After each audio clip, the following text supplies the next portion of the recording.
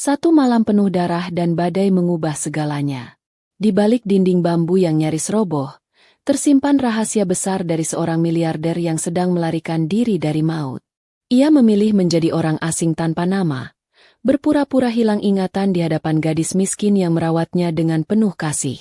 Setiap detik yang berlalu di gubuk itu adalah bom waktu yang siap meledak. Apa yang sebenarnya ia sembunyikan dari gadis itu? Dan benarkah ia bertahan demi keamanan dirinya? Atau karena hatinya telah terperangkap dalam jerat cinta yang berbahaya?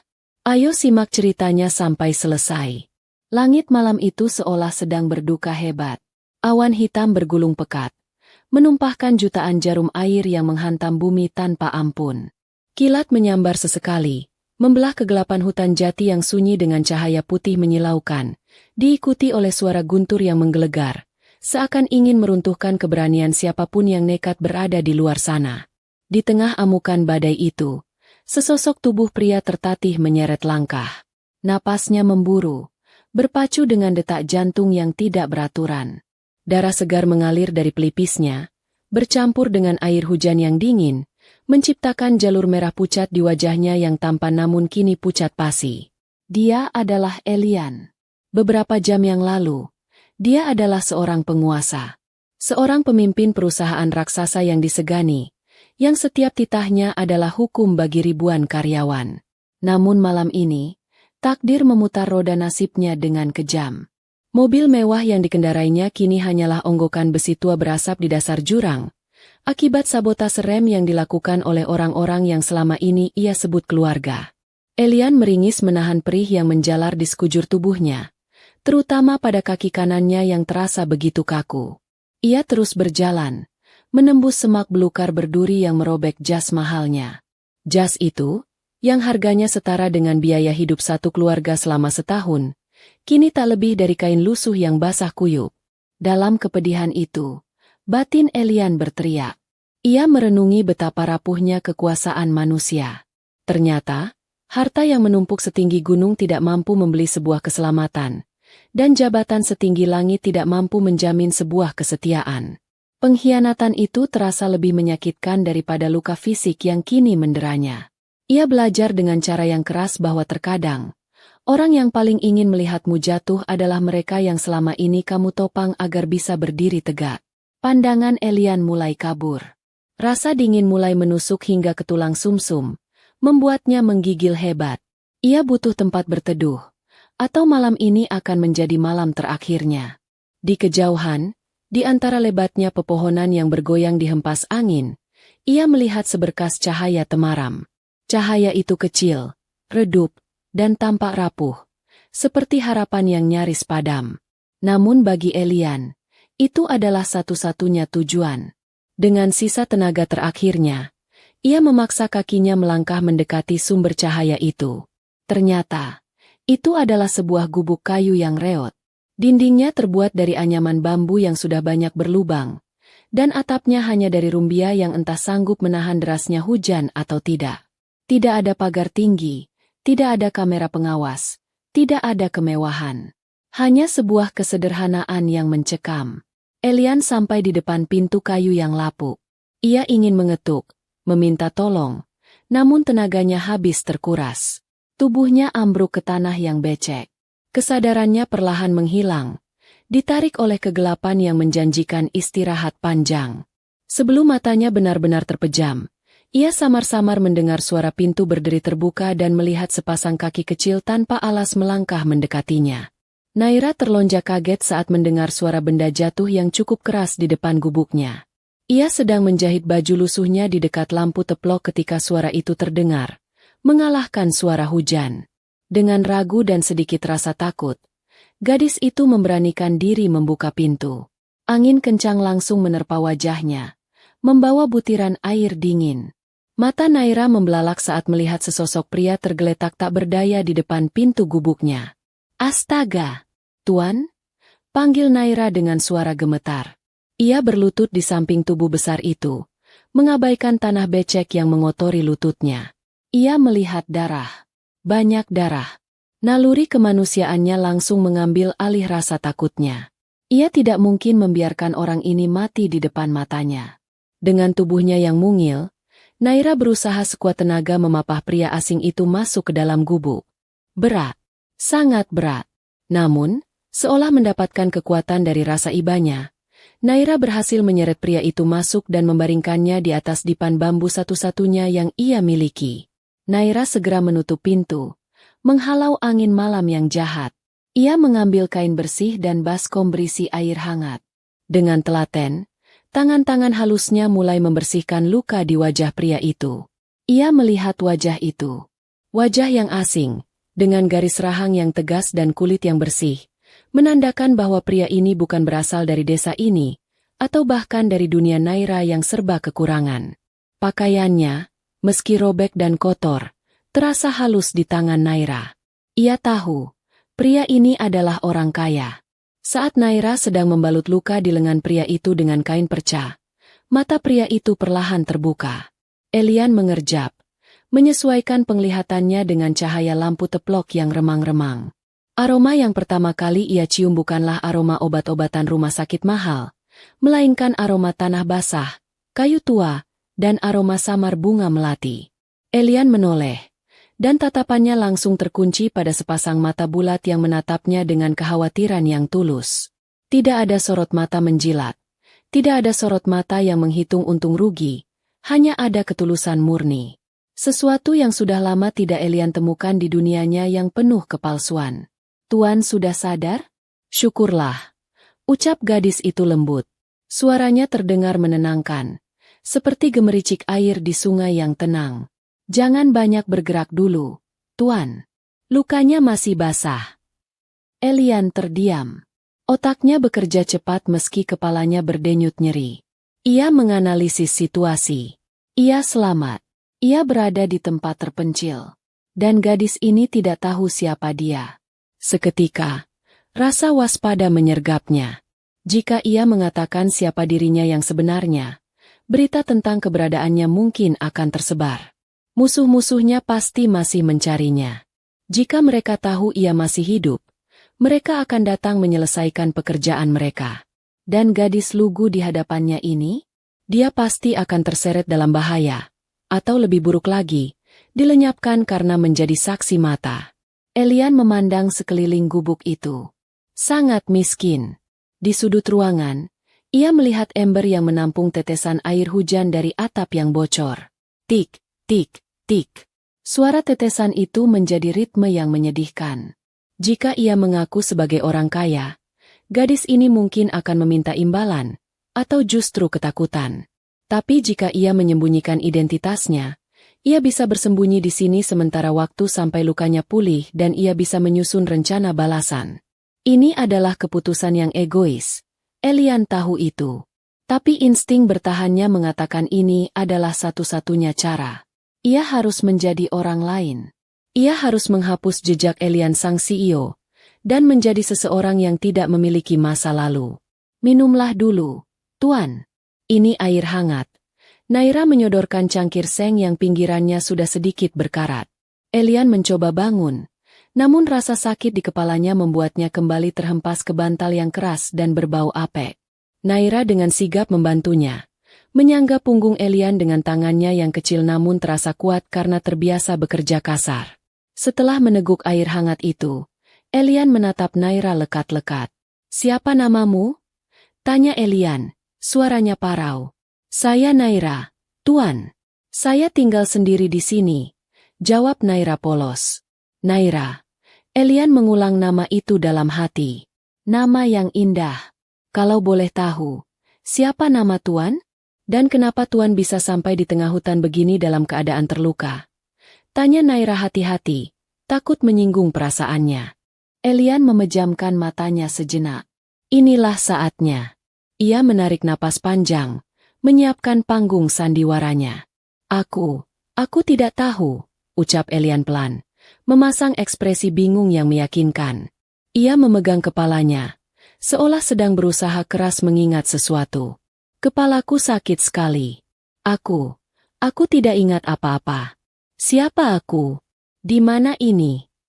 Ekspresi Naira berubah drastis. Dari rasa ingin tahu menjadi rasa iba yang mendalam. Gadis itu menutup mulutnya dengan tangan, terkejut. Ya Allah, Tuan hilang ingatan, bisik Naira. Ada getaran kesedihan dalam suaranya. Bagi Naira, kehilangan ingatan adalah hal yang mengerikan. Itu berarti kehilangan identitas, kehilangan rumah, kehilangan arah untuk pulang. Elian mengangguk lemah. Semuanya gelap. Aku tidak ingat namaku. Aku tidak ingat dari mana asalku. Kebohongan itu meluncur begitu saja. Namun anehnya, ada rasa sesak di dada Elian saat mengucapkannya. Ia berbohong pada gadis yang baru saja menyelamatkan nyawanya. Namun, ia meyakinkan dirinya sendiri bahwa ini demi kebaikan bersama. Naira menatap pria itu dengan pandangan nanar. Di matanya, pria gagah ini kini tampak seperti anak kecil yang tersesat. Tanpa ragu, jiwa keibuannya muncul. Tenanglah, Tuan. Jangan dipaksakan kalau memang sakit, ucap Naira menenangkan. Ia memeras kain kompres dan meletakkannya kembali di dahi Elian. Mungkin ini karena benturan di kepala Tuan.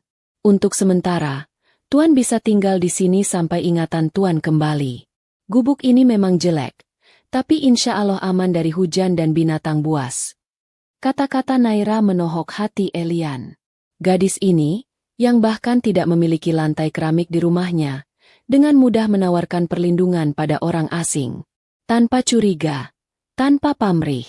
Di dunia Elian, setiap jengkal ruang dan waktu harus dibayar dengan uang atau negosiasi. Di sini, di gubuk reot ini, kemanusiaan ternyata masih memiliki harga yang tak ternilai. Tapi, aku tidak punya nama, kata Elian, melanjutkan perannya. Naira berpikir sejenak. Ia memandang keluar jendela, di mana hujan masih turun membasahi bumi, memberikan kehidupan pada tanah yang kering.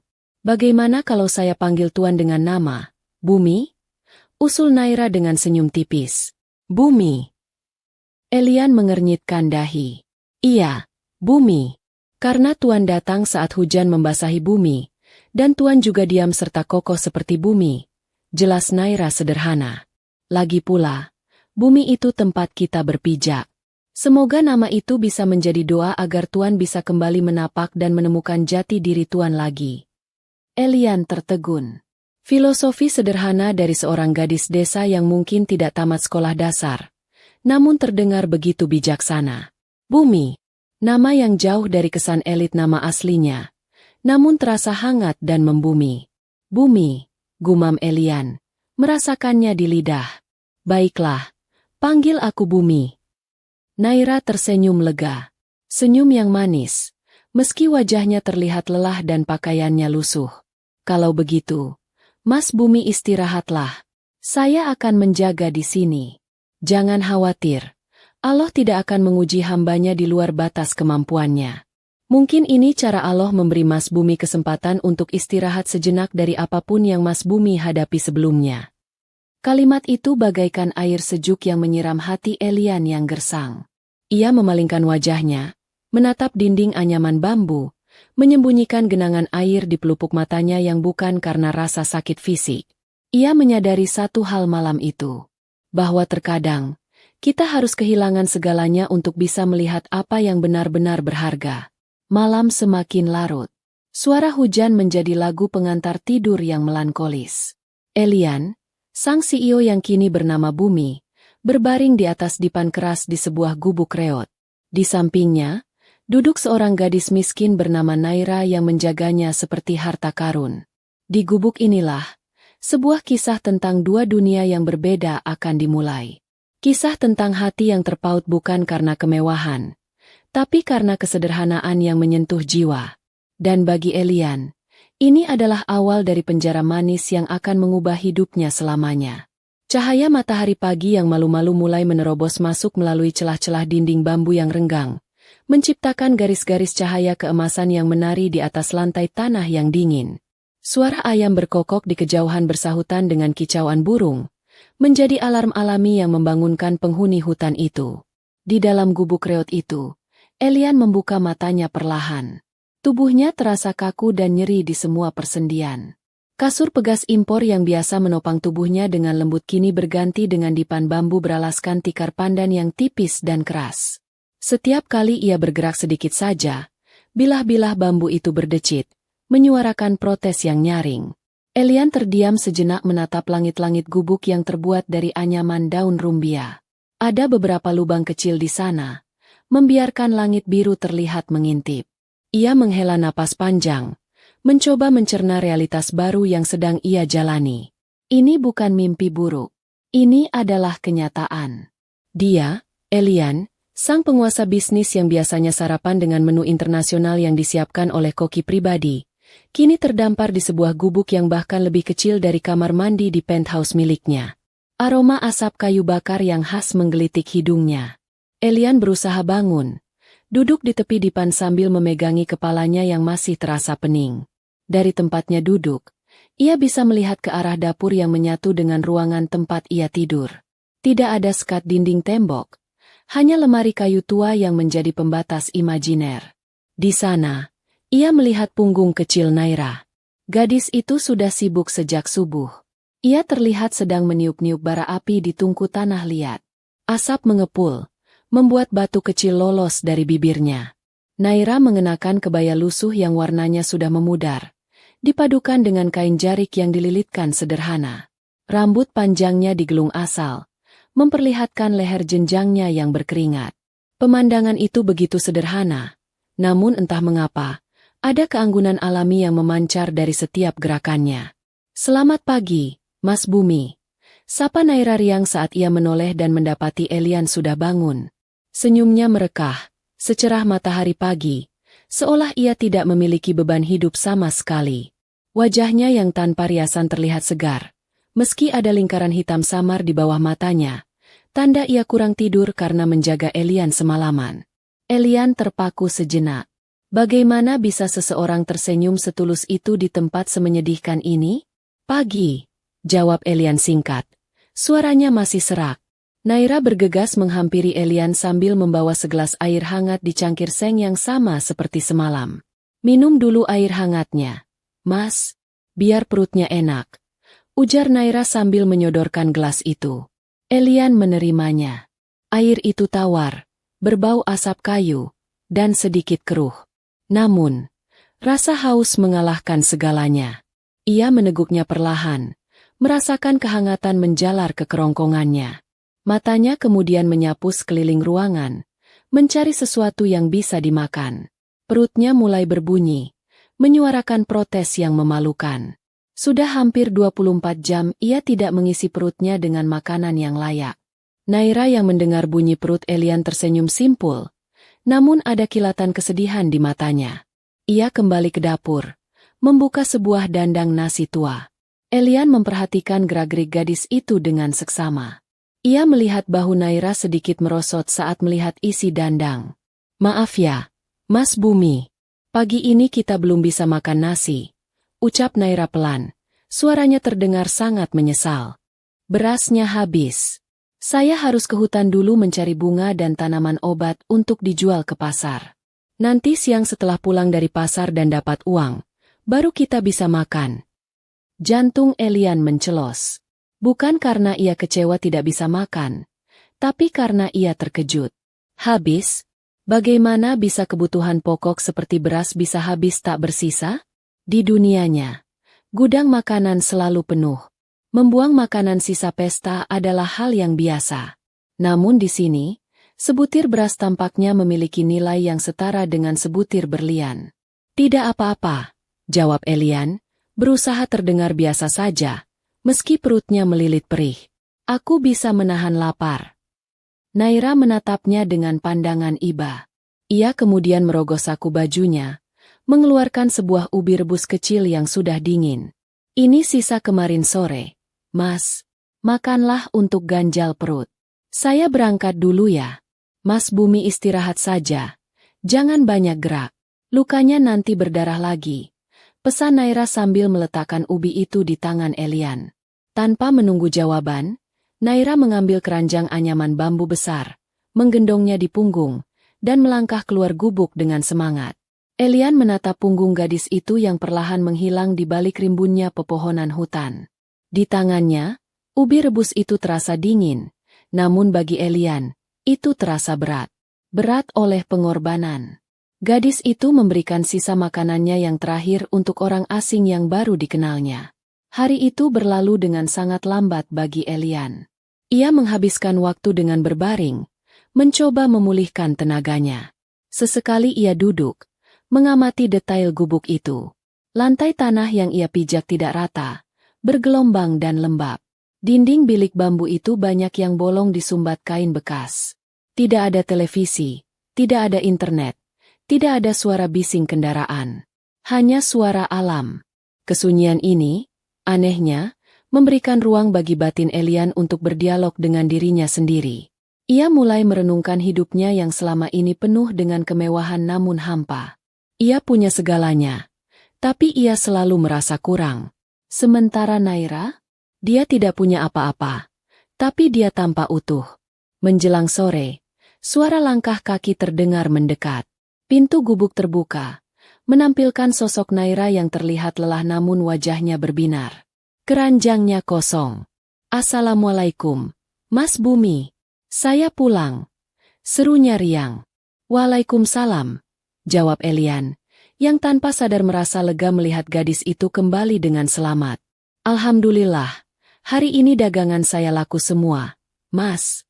Ada orang kota yang memborong bunga saya untuk hiasan," cerita Naira antusias sambil meletakkan keranjang dan mengeluarkan bungkusan plastik kecil berisi beras dan seikat kangkung, serta 2 ekor ikan asin kecil. "Kita bisa makan enak malam ini," lanjutnya dengan mata berbinar-binar, seolah ia baru saja memenangkan lotre miliaran rupiah. Elian hanya tersenyum tipis. Hatinya terenyuh melihat kebahagiaan sederhana itu. Makan enak versi Naira adalah nasi, kangkung, dan ikan asin. Sementara makan enak versi Elian adalah wagyu steak dan caviar. Perbedaan itu menampar kesadarannya lagi. Naira segera sibuk di dapur. Suara osengan wajan dan aroma bumbu sederhana mulai memenuhi ruangan sempit itu. Aroma bawang putih dan cabai yang ditumis terasa begitu menggugah selera bagi Elian yang kelaparan. Ia memperhatikan bagaimana Naira memasak dengan cekatan, meski peralatan masaknya sudah penyok dan hitam karena jelaga. Gadis itu bernyanyi kecil, sebuah senandung lirih tanpa lirik yang terdengar menenangkan. Malam pun turun, menyelimuti hutan dengan kegelapan pekat. Cahaya di dalam gubuk hanya berasal dari lampu teplok minyak tanah yang apinya bergoyang tertiup angin yang menyelinap dari celah dinding. Naira menggelar tikar di lantai tanah, lalu meletakkan 1 piring seng berisi nasi hangat yang mengepul, sayur kangkung bening, dan 1 ekor ikan asin yang dibagi menjadi 2 bagian kecil. Elian menunggu Naira mengambil piring lain, tapi gadis itu tidak melakukannya. Ia hanya meletakkan 1 piring itu di tengah-tengah mereka. "Piringnya cuma 1 yang layak pakai, Mas. Yang 1 lagi pecah minggu lalu," jelas Naira sambil tersenyum malu. "Kita makan berdua ya. 1 piring. Namanya sepiring berdua. Biar berkah." Elian tertegun. "Sepiring berdua?" Ia menatap nasi yang tidak seberapa banyak itu. Itu porsi untuk 1 orang normal, bahkan mungkin kurang. Dan sekarang harus dibagi 2? "Ayo makan, Mas. Keburu dingin," ajak Naira. Mereka mulai makan menggunakan tangan. Elian, yang terbiasa memegang garpu perak dan pisau steak, kini harus menyuap nasi dengan tangannya sendiri. Suapan pertama masuk ke mulutnya. Rasanya biasa saja. Nasi itu sedikit perah, kangkungnya hanya berbumbu garam dan bawang, ikan asinnya keras. Tapi, saat ia melihat Naira makan dengan lahap sambil tersenyum padanya, rasa makanan itu berubah. Elian memperhatikan bahwa Naira hanya mengambil sedikit nasi di pinggir piring. Gadis itu lebih banyak mendorong lauk ikan asin ke arah sisi piring Elian. "Kenapa kau makan sedikit sekali?" tanya Elian, menghentikan suapannya. Naira mendongak. Mulutnya masih mengunyah pelan. "Saya sudah kenyang kok, Mas. Tadi di pasar sempat jajan sedikit. Mas Bumi kan laki-laki. Butuh tenaga lebih banyak untuk sembuh. Habiskan saja." Elian tahu itu bohong. Ia mendengar perut Naira berbunyi tadi. Gadis ini berbohong demi agar ia bisa makan kenyang. Seketika, tenggorokan Elian tercekat. Nasi yang ia telan terasa seperti kerikil tajam. Matanya memanas.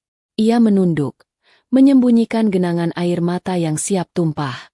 Selama ini, Elian hidup di dunia di mana orang saling sikut demi mendapatkan porsi terbesar. Di mana saudara bisa menjadi musuh demi warisan. Di mana rekan bisnis bisa menikam dari belakang demi keuntungan. Namun di sini, di gubuk yang hampir roboh ini, seorang gadis miskin rela menahan lapar demi orang asing yang tidak memberinya apa-apa selain beban. Makanlah, ucap Elian dengan suara bergetar. Ia mengambil sebagian besar nasi dan ikan asin dari sisinya, lalu mendorongnya ke sisi Naira. Aku tidak bisa makan kalau kamu tidak makan. Kita bagi rata. Naira terdiam, menatap mata Elian yang basah. Ia melihat bukan sosok bumi yang hilang ingatan di sana, melainkan sosok jiwa yang sedang tersentuh hatinya. Baiklah, Mas, jawab Naira lembut. Malam itu, di bawah temaram lampu teplok, mereka makan sepiring berdua dalam keheningan yang syahdu. Denting sendok tidak terdengar, hanya suara napas dan detak jantung yang mulai menyelaraskan irama. Dalam setiap suapan nasi yang mereka bagi, ada doa yang terpanjat tanpa kata. Elian belajar satu hal yang sangat berharga malam itu.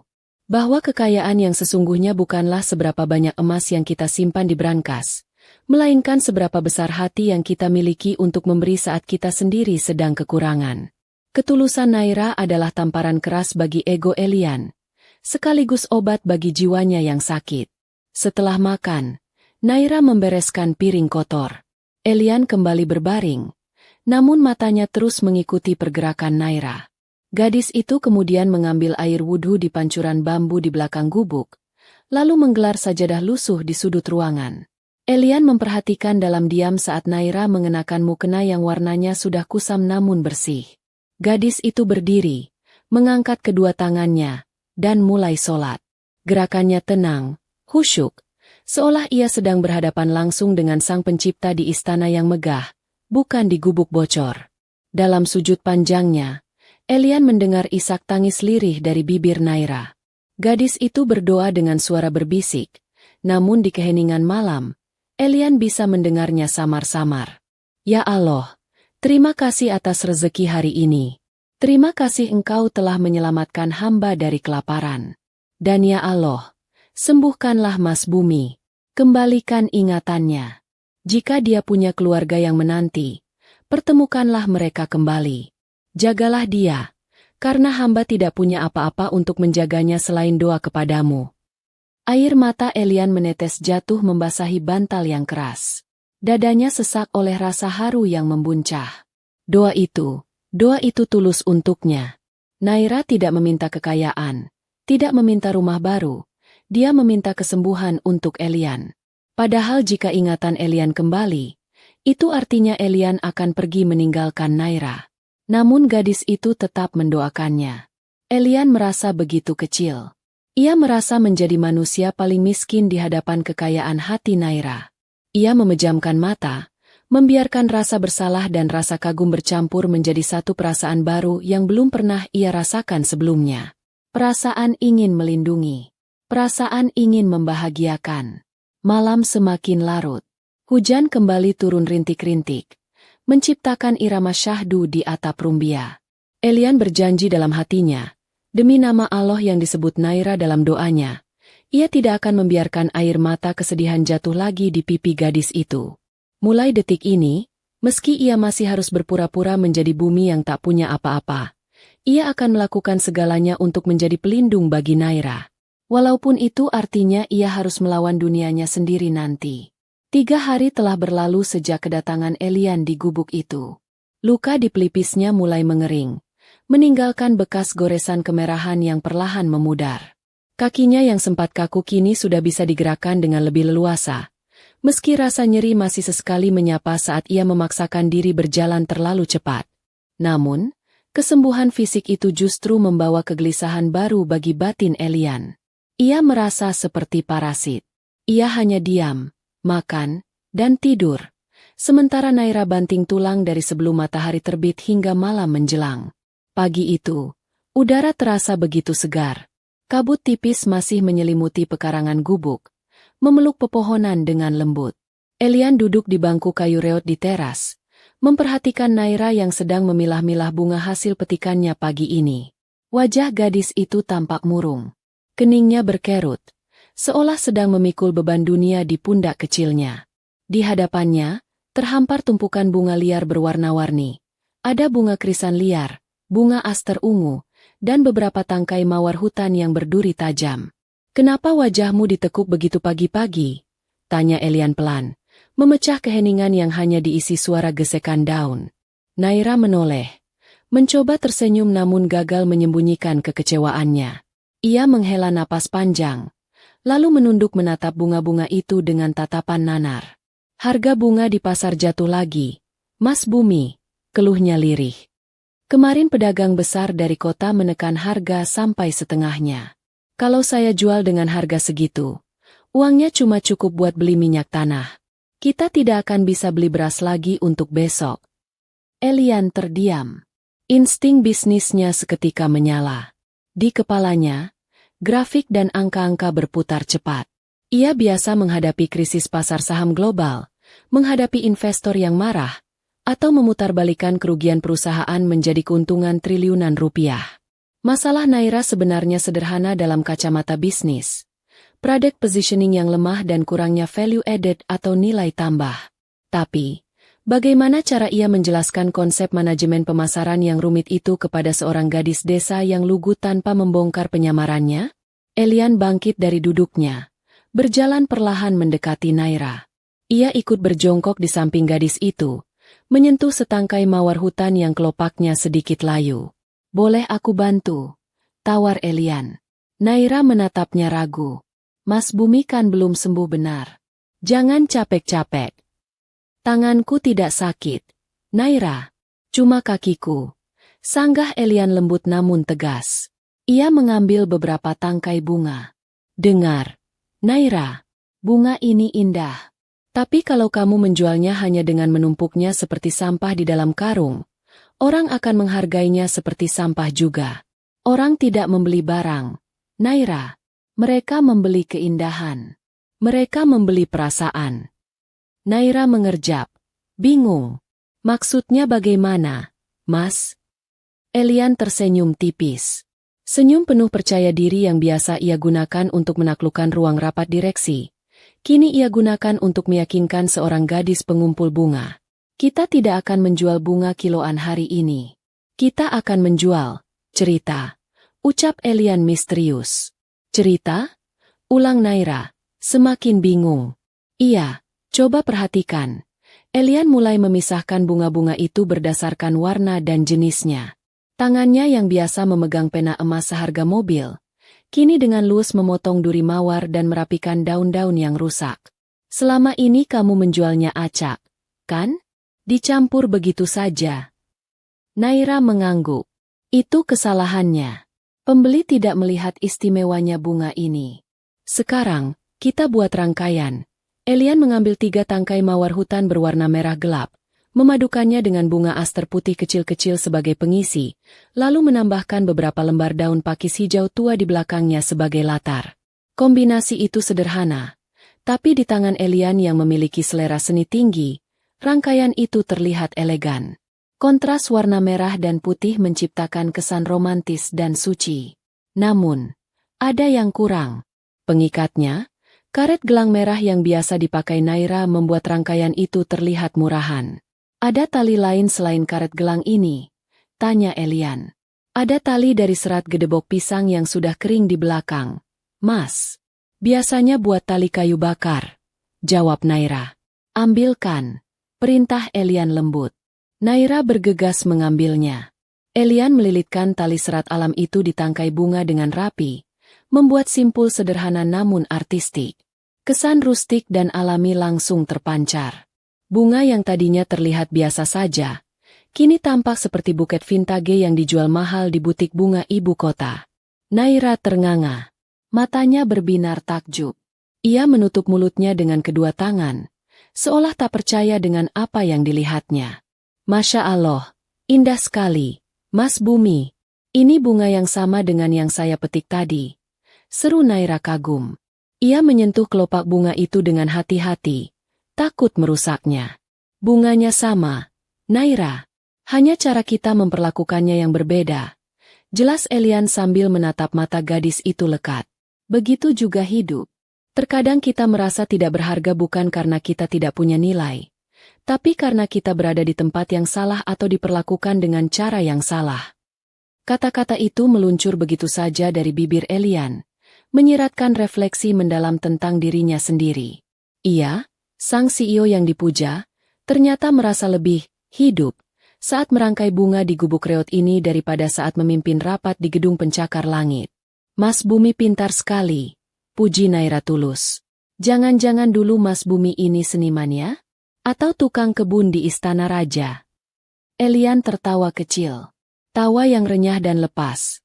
Tawa yang sudah bertahun-tahun hilang dari hidupnya. Mungkin, atau mungkin aku hanya seseorang yang sedang belajar menghargai keindahan. Ayo kita buat lagi. Ajak Naira semangat. Energinya yang tadi redup kini menyala kembali. Pagi itu, teras gubuk reot itu berubah menjadi bengkel kerja yang hangat. Mereka duduk bersisian. Bahu mereka sesekali bersentuhan, menciptakan desiran halus di hati Elian. Elian mengajarkan Naira tentang komposisi warna. Lihat, Naira, kalau bunga kuning ini kita sandingkan dengan ungu, warnanya akan saling menonjol. Ini namanya warna komplementer. Kalau yang merah muda ini, cocoknya dengan yang putih, biar kesannya lembut. Tutur Elian sambil membimbing tangan Naira menyusun bunga. Ada momen ketika tangan besar Elian tanpa sadar menggenggam tangan mungil Naira untuk membetulkan letak tangkai bunga. Kulit mereka bersentuhan. Kasar bertemu halus. Dingin bertemu hangat. Waktu seolah berhenti sejenak. Naira menahan napas. Pipinya merona merah seperti mawar yang ia pegang. Elian pun terpaku, menatap wajah gadis itu dari jarak yang begitu dekat. Ia bisa melihat bintik-bintik keringat di hidung bangir Naira, dan anak rambut yang jatuh di pipinya. Jantung Elian berdegup kencang, lebih kencang daripada saat ia memenangkan tender miliaran dolar. Perasaan apa ini? Kenapa desiran angin pagi dan aroma tubuh gadis ini, yang berbau sabun batangan murah dan bunga segar, terasa lebih memabukkan daripada parfum termahal dunia? Naira berdeham pelan, menarik tangannya perlahan dengan canggung. Jadi, ini sudah selesai, Mas? Elian tersadar, segera mengalihkan pandangannya. Ah, iya, sudah. Mereka berhasil membuat 10 ikat buket bunga yang cantik. Elian kemudian memberikan satu strategi terakhir.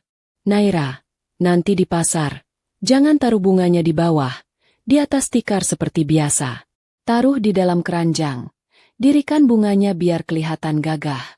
Dan kalau ada yang tanya harga, jangan langsung sebut angka. Tanya dulu, bunganya buat siapa? Kalau buat kekasih, bilang ini, buket cinta abadi.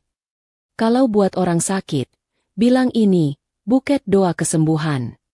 Beri nama pada setiap ikatan.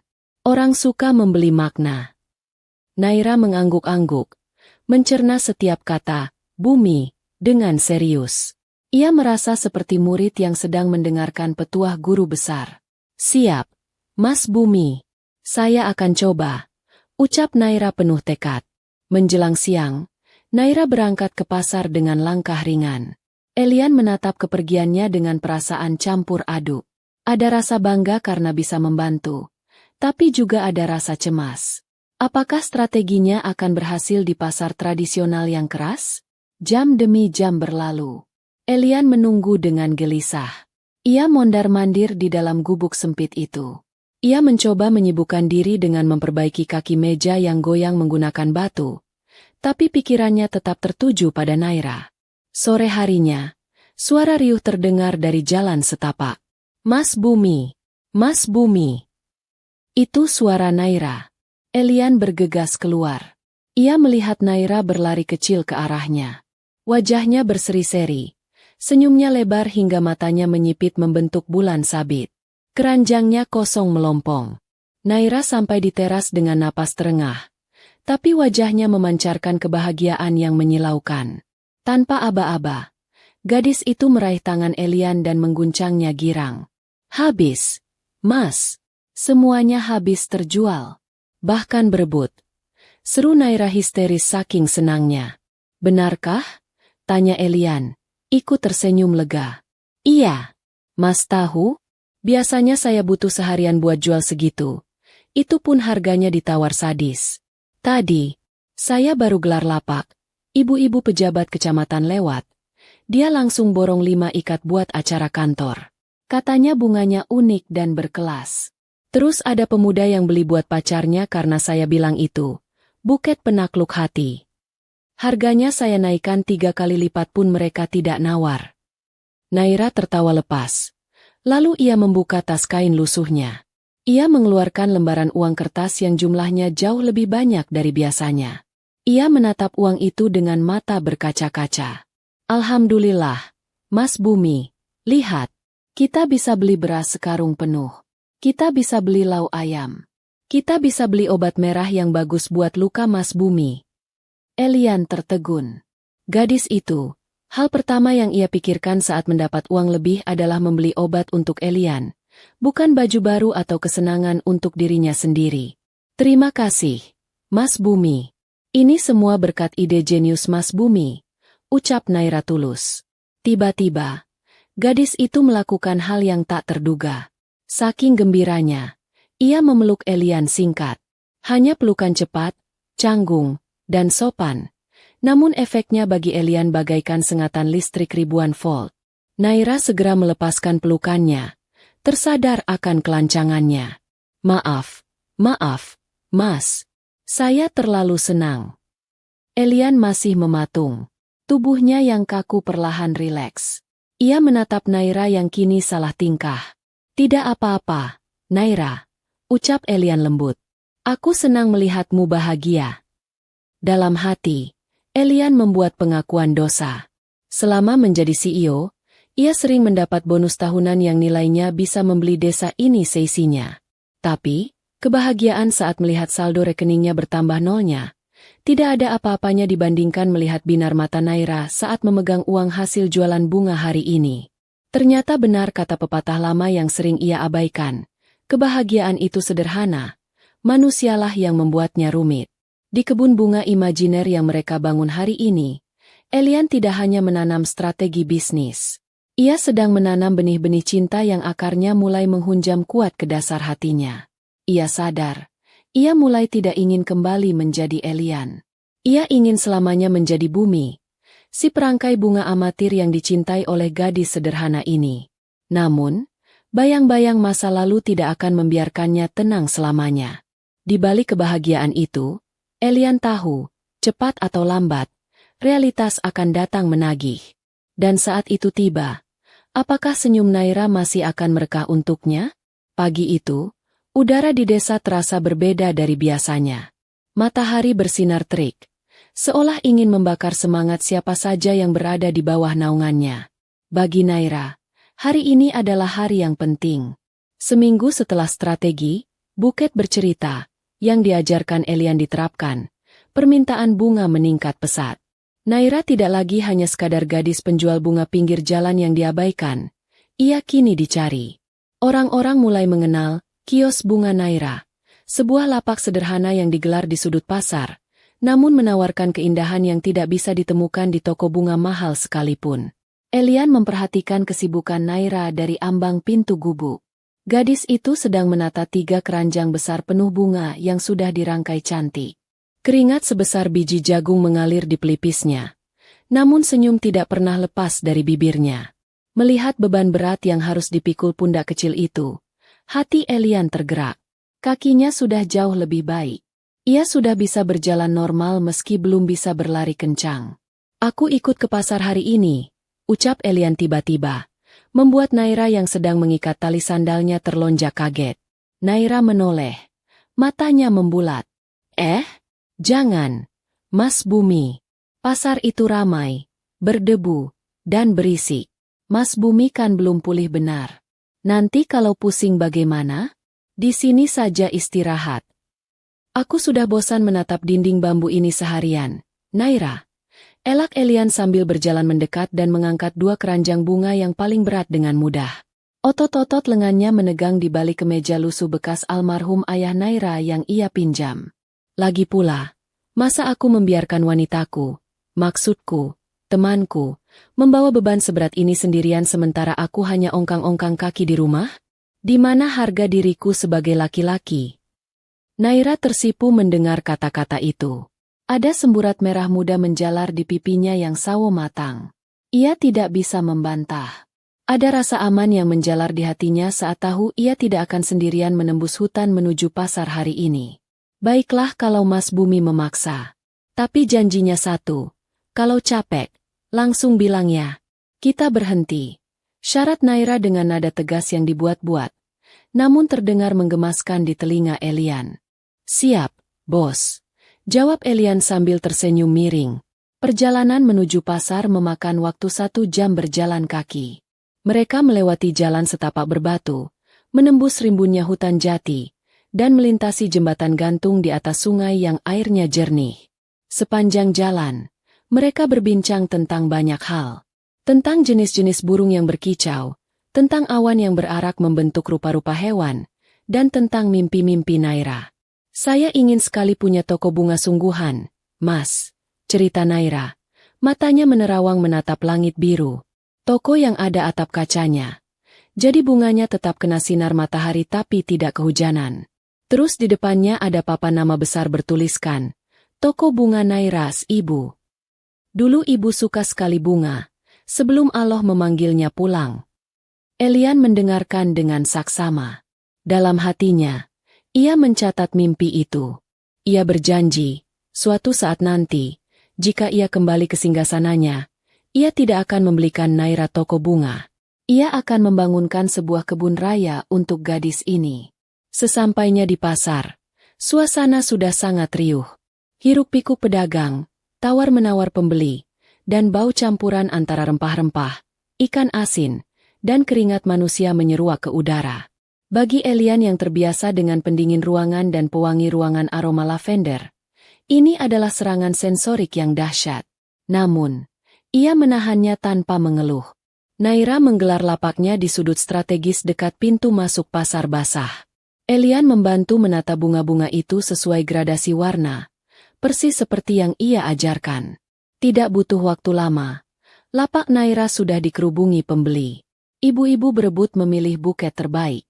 Naira melayani dengan cekatan dan ramah, sementara Elian berdiri di belakang, bersandar pada tiang kayu pasar sambil mengamati situasi. Ia bertugas sebagai asisten, yang membungkus bunga dan menerima uang jika Naira kewalahan. Semuanya berjalan lancar hingga matahari mulai condong ke barat. Dagangan tinggal tersisa beberapa ikat. Tiba-tiba, kerumunan pembeli menepi, memberikan jalan bagi 3 orang pria bertubuh kekar dengan tato naga yang melilit di lengan mereka. Wajah mereka garang, dengan rokok kretek terselip di bibir yang menghitam. Mereka adalah preman pasar yang ditakuti pedagang kecil. Jantung Naira berdegup kencang. Ia tahu siapa mereka.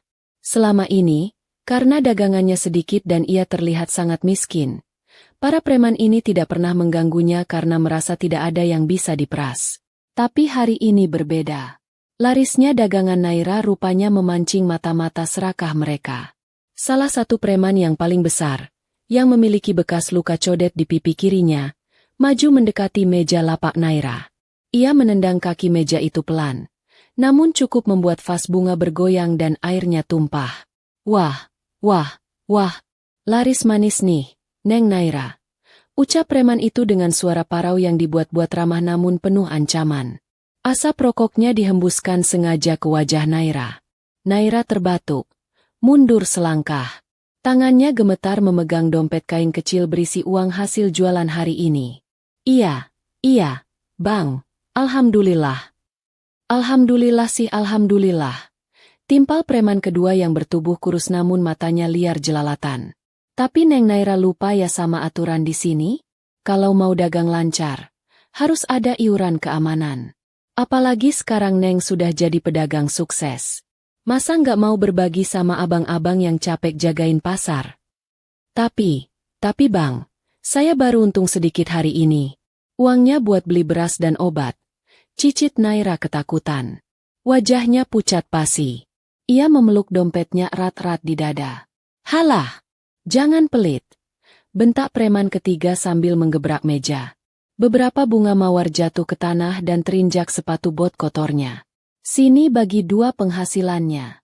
Atau besok, lapak ini kami bakar dan kamu nggak boleh jualan lagi di sini. Orang-orang di sekitar hanya menonton dengan tatapan kasihan namun takut. Tidak ada yang berani menolong. Mereka tahu kekejaman kelompok ini. Naira terpojok. Air matanya mulai menggenang. Ia merasa kecil dan tak berdaya. Ia bersiap menyerahkan uangnya, merelakan hasil keringatnya demi keselamatan dirinya. Namun, sebelum tangan kasar preman itu menyambar dompet Naira, sebuah tangan yang kuat dan kokoh mencengkeram pergelangan tangan preman itu di udara. Cengkeraman itu begitu kuat, presisi, dan mematikan, seolah terbuat dari baja. Singkirkan tangan kotormu dari dia.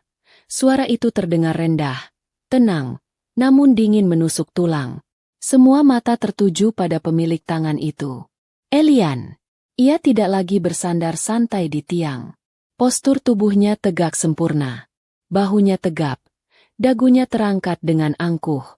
Tatapan matanya yang biasanya hangat saat melihat Naira, kini berubah menjadi tatapan seekor predator puncak yang sedang menatap mangsa yang mengganggu wilayahnya. Preman bertato itu meringis kesakitan. Mencoba melepaskan tangannya namun sia-sia. Siapa lu? Mau jadi pahlawan kesiangan? Lepasin atau gue habisin lu di sini. Elian tidak bergeming. Ia justru mengeratkan cengkeramannya, membuat preman itu memekik tertahan.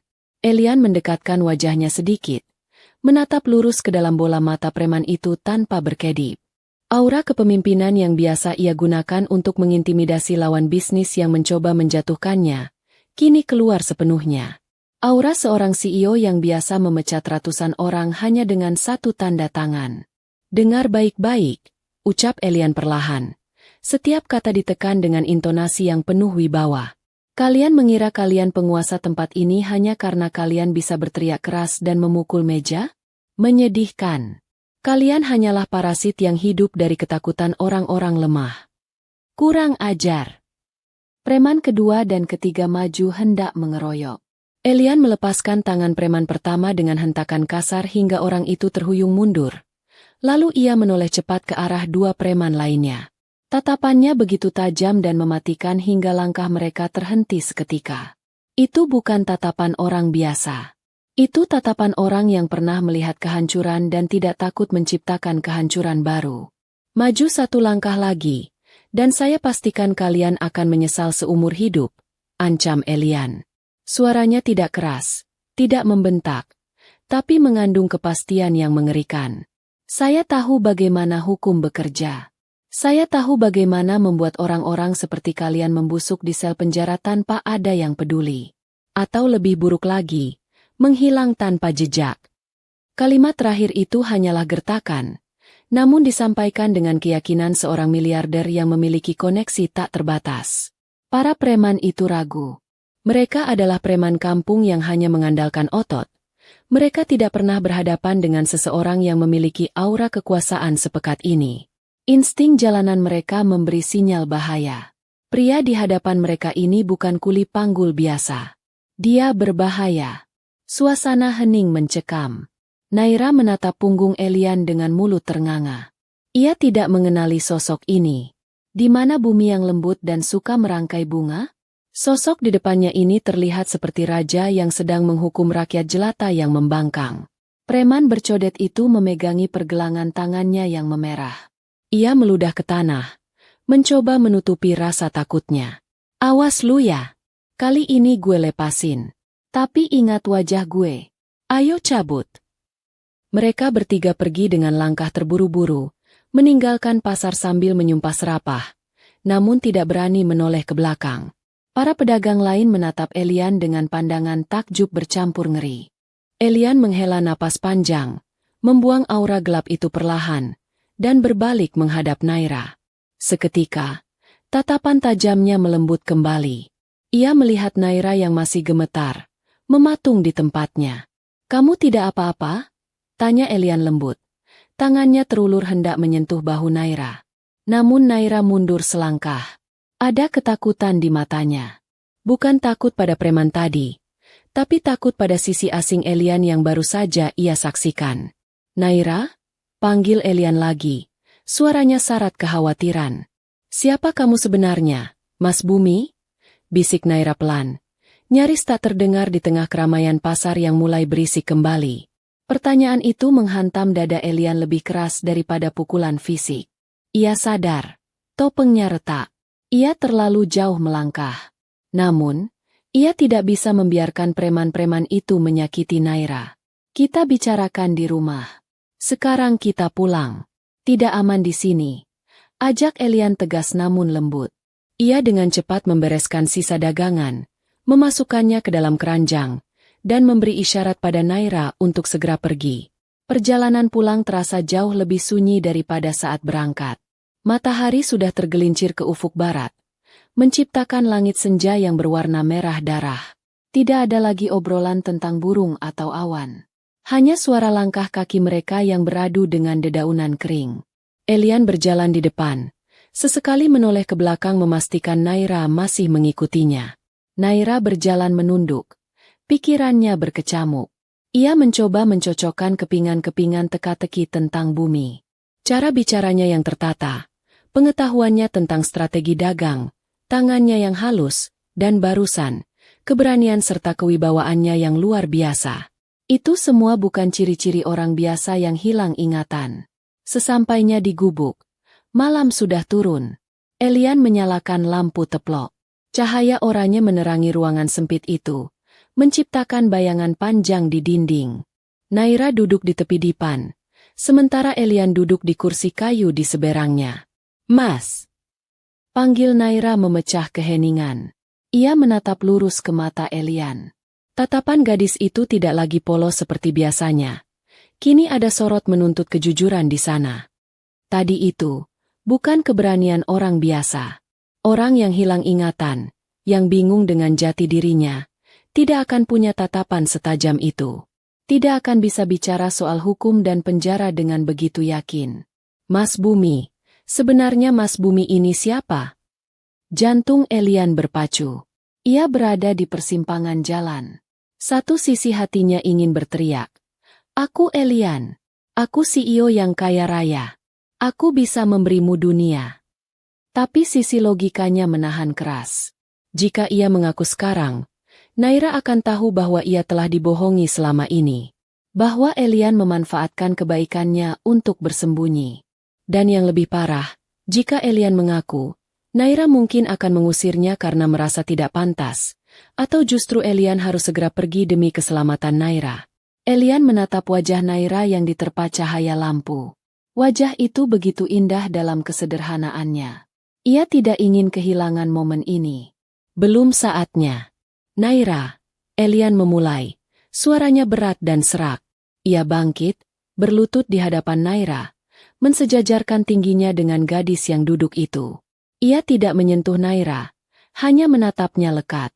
Aku memang tidak ingat namaku. Tapi..." Elian mengambil jeda, mencari kata-kata yang tidak sepenuhnya bohong namun juga tidak mengungkap kebenaran fatal. "Tapi mungkin, di masa lalu, sebelum aku kehilangan ingatan, aku adalah orang yang jahat. Orang yang harus menjadi keras untuk bertahan hidup. Mungkin aku adalah orang yang terbiasa berkelahi dengan dunia." Elian menunduk, menatap lantai tanah. "Tadi, saat melihat mereka mengancammu, rasanya ada sesuatu yang bangkit dalam diriku. Insting untuk melindungi, untuk marah dan melawan. Aku tidak bisa membiarkan siapapun menyakitimu. Naira, siapapun." Elian mengangkat wajahnya kembali, matanya berkaca-kaca. Kali ini ia jujur tentang perasaannya. "Maafkan aku jika aku menakutimu. Sungguh, demi Allah, aku tidak akan pernah menyakitimu. Kamu adalah orang yang menyelamatkan nyawaku. Kamu yang memberiku makan saat aku kelaparan. Kamu yang memberiku nama saat aku tidak punya identitas. Bagi dunia, mungkin aku orang asing yang berbahaya. Tapi bagimu, izinkan aku tetap menjadi bumi. Bumi yang ingin melindungimu." Naira terdiam mendengar pengakuan itu. Ia mencari kebohongan di mata Elian, tapi ia hanya menemukan ketulusan dan rasa takut kehilangan. Hati Naira yang lembut luluh seketika. Ia tidak peduli siapa Bumi di masa lalu. Apakah dia penjahat, buronan, atau preman kota. Yang ia tahu adalah Bumi yang ada di hadapannya sekarang. Pria yang rela memanggul keranjang bunganya, yang rela berbagi sepiring nasi dengannya, dan yang pasang badan saat ia dalam bahaya. Perlahan, tangan Naira terulur, menyentuh kening Elian yang berkerut, seolah ingin menghapus beban di sana. Baiklah, Mas Bumi, ucap Naira lembut. Air mata menetes di pipinya. Siapapun Mas Bumi di masa lalu, itu urusan Mas Bumi dengan Allah. Tapi di gubuk ini, Mas Bumi adalah teman saya, saudara saya, dan pelindung saya. Terima kasih sudah membela saya tadi. Elian memejamkan matanya, merasakan sentuhan tangan kasar Naira di keningnya sebagai anugerah terindah. Ia selamat dari interogasi malam ini. Namun, rasa bersalah itu semakin dalam mengakar di hatinya. Ia sedang membangun istana cinta di atas pondasi kebohongan. Dan ia tahu, suatu saat nanti, badai kejujuran akan datang merobohkannya. Malam itu, Elian tidak bisa tidur. Ia duduk di teras gubuk, menatap langit gelap tanpa bintang. Ia sadar, persembunyiannya tidak akan aman selamanya.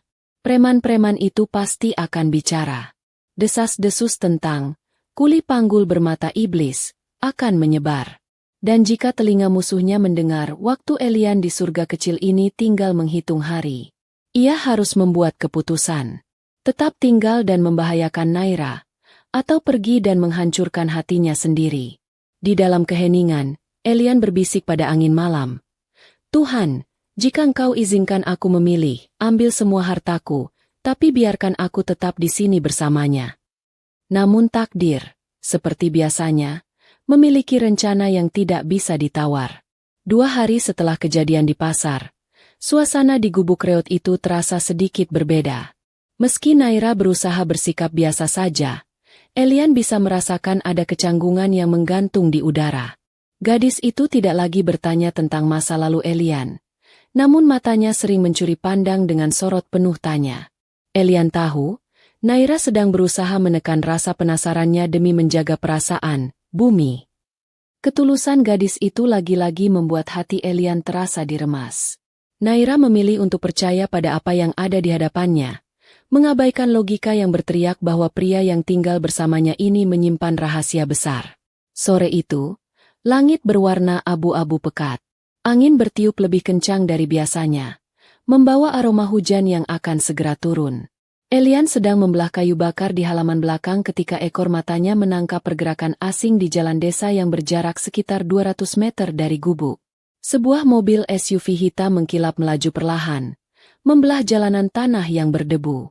Kaca mobil itu gelap, namun insting Elian langsung berteriak waspada. Itu bukan mobil warga desa. Tidak ada orang di desa terpencil ini yang memiliki kendaraan semewah itu. Jantung Elian berdegup kencang, memompa adrenalin ke seluruh tubuhnya. Ia segera bersembunyi di balik tumpukan kayu, mengintip dari celah-celah batang pohon jati. Mobil itu berhenti sejenak di dekat pos ronda. Kaca jendelanya turun sedikit. Elian menyipitkan mata, berusaha melihat siapa di dalamnya. Meski jaraknya cukup jauh, Elian bisa mengenali siluet pria di kursi penumpang depan. Itu adalah tangan kanan saingan bisnisnya. Orang yang sama yang menyabotase mobilnya malam itu. Darah Elian berdesir hebat. Mereka sudah sampai di sini. Rupanya, insiden di pasar kemarin telah memicu desas-desus. Cerita tentang kuli panggul jagoan yang mengalahkan preman pasar pasti telah menyebar luas hingga sampai ke telinga mata-mata musuh. Elian mengepalkan tangannya hingga buku-bukunya memutih. Ia ceroboh. Egonya untuk melindungi Naira di pasar justru kini membawa bahaya yang jauh lebih besar ke depan pintu rumah gadis itu. Mobil itu kembali melaju pelan, seolah sedang memindai setiap rumah. Elian tahu, hanya masalah waktu sebelum mereka menemukan gubuk ini. Jika mereka menemukannya saat Elian masih ada di sini, gubuk ini akan menjadi medan perang. Dan Naira, Elian tidak sanggup membayangkan apa yang akan mereka lakukan pada gadis tak berdosa itu untuk memancing Elian keluar, atau sekadar untuk membungkam saksi mata. Elian menyadari satu hal yang menyakitkan. Keberadaannya di sini bukan lagi anugerah, melainkan kutukan bagi Naira. Ia seperti bom waktu yang sedang berdetak di pangkuan gadis yang paling ia cintai. Mas Bumi, kok melamun di situ? Kayu bakarnya sudah cukup kok. Suara lembut Naira menyentak lamunan Elian. Ia menoleh dan mendapati gadis itu berdiri di ambang pintu dapur sambil membawa nampan berisi teh hangat dan singkong goreng. Wajahnya tenang, senyumnya damai. Pemandangan itu begitu kontras dengan badai yang sedang berkecamuk di dalam dada Elian. Elian berusaha menormalkan ekspresinya. Ia menarik napas dalam, membuang gurat kecemasan di wajahnya, dan berjalan menghampiri Naira. Iya, aku hanya sedang menikmati angin sore, dusta Elian sambil menerima gelas teh itu. Mereka duduk berdua di teras gubuk, menatap hujan yang mulai turun rintik-rintik. Keheningan menyelimuti mereka. Namun kali ini keheningan itu terasa berat bagi Elian. Ia menatap profil wajah Naira dari samping. Hidungnya yang mungil, bulu matanya yang lentik, dan bibirnya yang selalu menyunggingkan senyum syukur meski hidup dalam kekurangan. Elian merekam setiap inci wajah itu ke dalam memori otaknya. Takut jika suatu saat nanti ingatan ini memudar. Mas Bumi tahu tidak? Ucap Naira tiba-tiba, memecah kebisuan.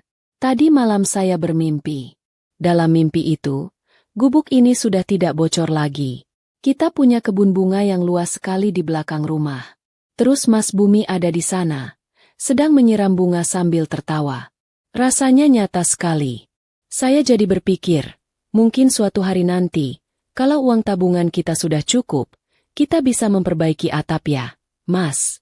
Biar kalau hujan, Mas Bumi tidak perlu geser tempat tidur lagi. Kata-kata sederhana itu menghujam jantung Elian. Naira sudah menyusun masa depan yang melibatkan dirinya. Gadis itu bermimpi tentang atap yang tidak bocor, tentang kebun bunga, tentang hidup sederhana bersamanya. Sementara Elian tahu bahwa mimpi itu tidak akan pernah terwujud. Setidaknya, tidak dengan cara yang Naira bayangkan. Naira, panggil Elian lirih. Ya, Mas. Naira menoleh. Matanya berbinar polos. Elian ingin sekali memeluk gadis itu, menceritakan semuanya. Bahwa namanya bukan Bumi. Bahwa ia memiliki kekayaan yang bisa membeli 1000 kebun bunga. Bahwa ia mencintainya. Tapi kata-kata itu tertahan di tenggorokan. Pengakuan hanya akan membuat perpisahan ini semakin sulit. Jika Naira tahu siapa dia, gadis itu mungkin akan merasa rendah diri, atau marah, atau justru menjadi target musuhnya. Tidak, Elian harus pergi sebagai Bumi. Biarlah Bumi menjadi kenangan manis yang hilang, bukan Elian yang membawa petaka. Tidak apa-apa. Tehnya enak sekali, elak Elian, tersenyum getir. Syukurlah kalau Mas suka. Oh iya, saya mau masak dulu buat makan malam. Mas Bumi istirahat saja ya. Pamit Naira seraya bangkit dan masuk ke dalam. Elian tetap duduk di teras, membiarkan gerimis membasahi wajahnya, menyamarkan air mata yang akhirnya lolos dari pertahanannya. Keputusan sudah dibuat. Ia harus pergi malam ini juga. Sebelum matahari terbit, sebelum mobil hitam itu kembali, sebelum ia tidak sanggup lagi melangkahkan kaki meninggalkan surga kecil ini. Cinta yang sejati terkadang menuntut pengorbanan yang paling menyakitkan. Ada kalanya, mencintai berarti harus melepaskan, demi menjaga dia yang kita cintai tetap utuh dan selamat. Elian belajar arti cinta itu bukan di hotel bintang 5, tapi di teras gubuk reot ini, di bawah guyuran hujan. Malam pun tiba. Makan malam terakhir mereka terasa begitu emosional bagi Elian. Ia memakan setiap butir nasi dengan perlahan, meresapi rasa masakan Naira yang sederhana namun penuh cinta. Ia mendengarkan celotehan Naira tentang tetangga sebelah, tentang harga cabai, tentang kucing liar yang mampir. Elian mendengarkan semuanya seolah itu adalah simfoni terindah di dunia. Jam dinding tua yang mati jarumnya menunjukkan pukul 10 malam. Naira sudah menguap beberapa kali. Sudah malam, Mas. Ayo tidur.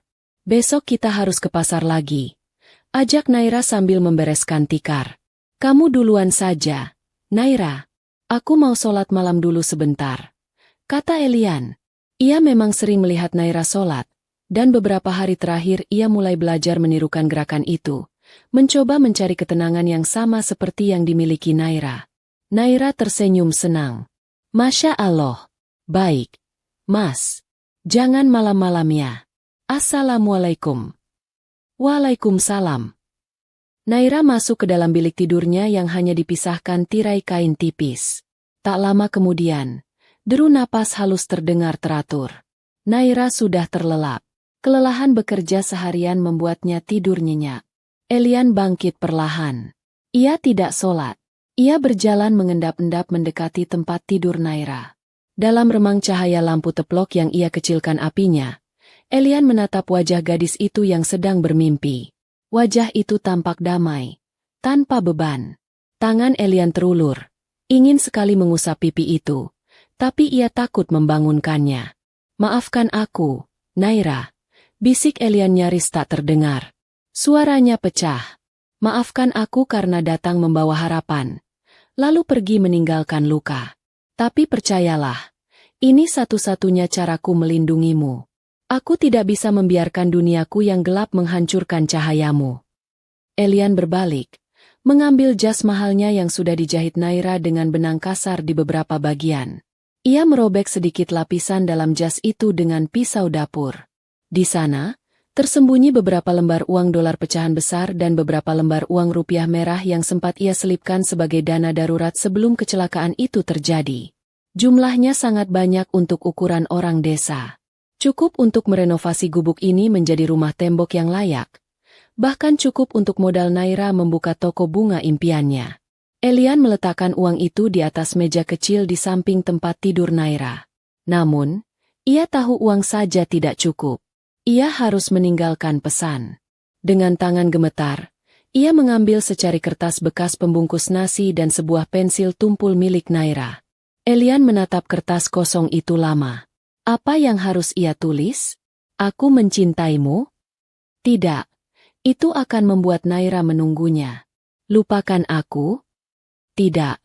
Elian tidak sanggup jika Naira melupakannya.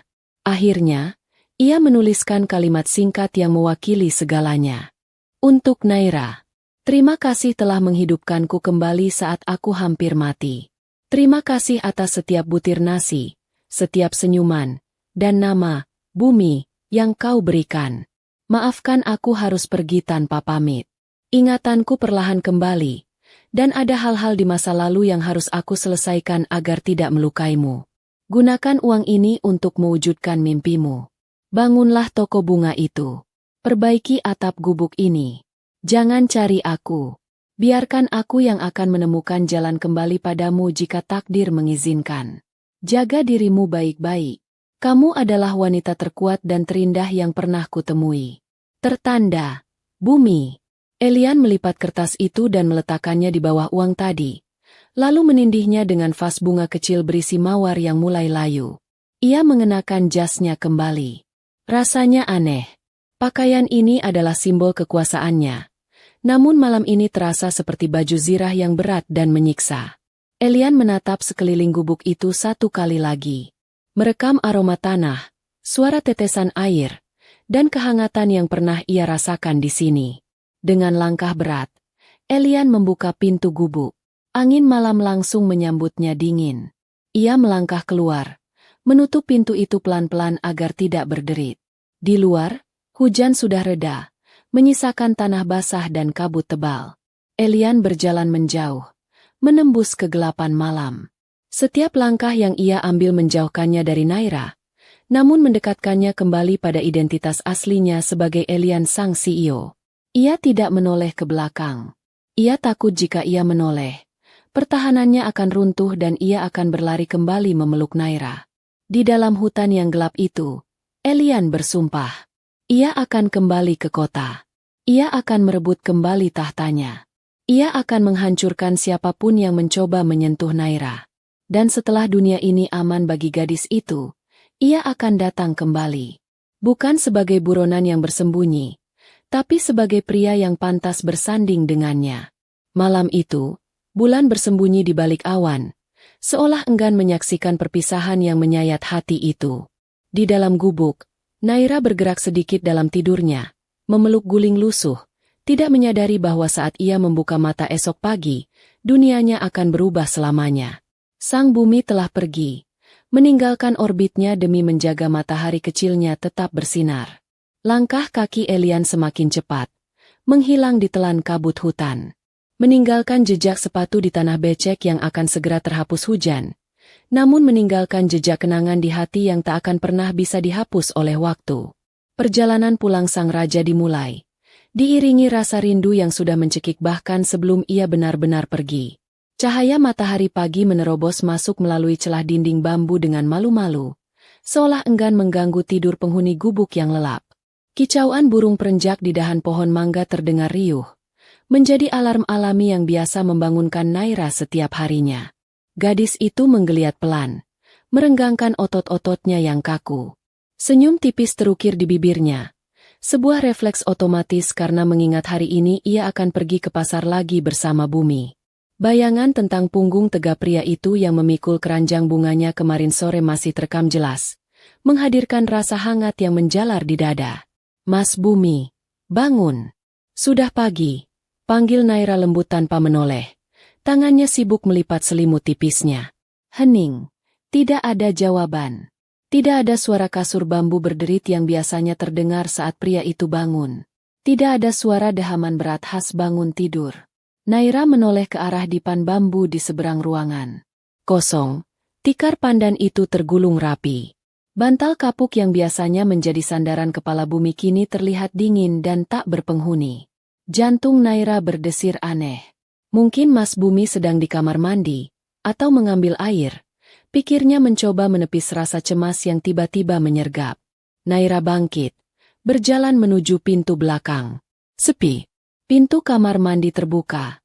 Gayung tergeletak kering. Ia berlari ke halaman depan. Tidak ada siapa-siapa. Hanya jejak kaki basah sisa hujan semalam yang mulai mengering. "Mas Bumi?" panggil Naira. Suaranya mulai bergetar. "Mas Bumi, jangan bercanda. Mas di mana?" Naira kembali masuk ke dalam gubuk. Matanya menyapu sekeliling dengan panik. Pandangannya kemudian terkunci pada meja kecil di samping dipan bekas tidur Bumi. Di sana, di bawah vas bunga berisi mawar layu yang ia petik kemarin, tergeletak tumpukan uang dan secari kertas lusuh. Dunia Naira seakan berhenti berputar. Kakinya lemas, membuatnya terduduk di lantai tanah yang dingin. Dengan tangan gemetar hebat, ia meraih kertas itu. Tulisan tangan di sana terlihat tegas dan rapi. Sangat berbeda dengan tulisan cakar ayam kebanyakan orang desa. Naira membacanya. 1 kali, 2 kali, 3 kali. Setiap kata dalam surat itu bagaikan sembilu yang menyayat hatinya perlahan namun dalam. "Terima kasih telah menghidupkanku kembali. Maafkan aku harus pergi tanpa pamit. Jangan cari aku." Air mata yang sejak tadi ditahannya akhirnya tumpah ruah, membasahi pipinya tanpa bisa dibendung. Isak tangis yang memilukan pecah di keheningan pagi. Naira meremas kertas itu di dadanya, seolah ingin memeluk bayangan pria yang menulisnya. Ia merasa hancur. Bukan karena ia kehilangan tenaga bantuan di pasar, bukan karena ia kehilangan teman ngobrol, tapi karena ia merasa dibuang. Ia menatap tumpukan uang di atas meja. Jumlahnya sangat banyak. Uang merah dan hijau bergambar asing yang belum pernah ia lihat seumur hidupnya. Tapi bagi Naira saat ini, tumpukan kertas berharga itu tak ubahnya seperti sampah. Ia merasa terhina. Apakah kebaikannya selama ini dinilai dengan uang? Apakah ketulusan sepiring nasi dan doa-doanya dibayar lunas dengan lembaran-lembaran ini agar pria itu bisa pergi tanpa rasa bersalah? Jahat. Desis Naira di sela isak tangisnya. "Kamu jahat, Mas Bumi. Kamu bilang kita teman. Kamu bilang kamu ingin melindungi. Tapi kamu pergi begitu saja seperti pengecut. Apa bedanya kamu dengan orang-orang kaya sombong di kota sana?" Naira ingin sekali melempar uang itu keluar jendela, membiarkannya diterbangkan angin. Tapi kemudian matanya kembali membaca baris terakhir surat itu. "Gunakan uang ini untuk mewujudkan mimpimu.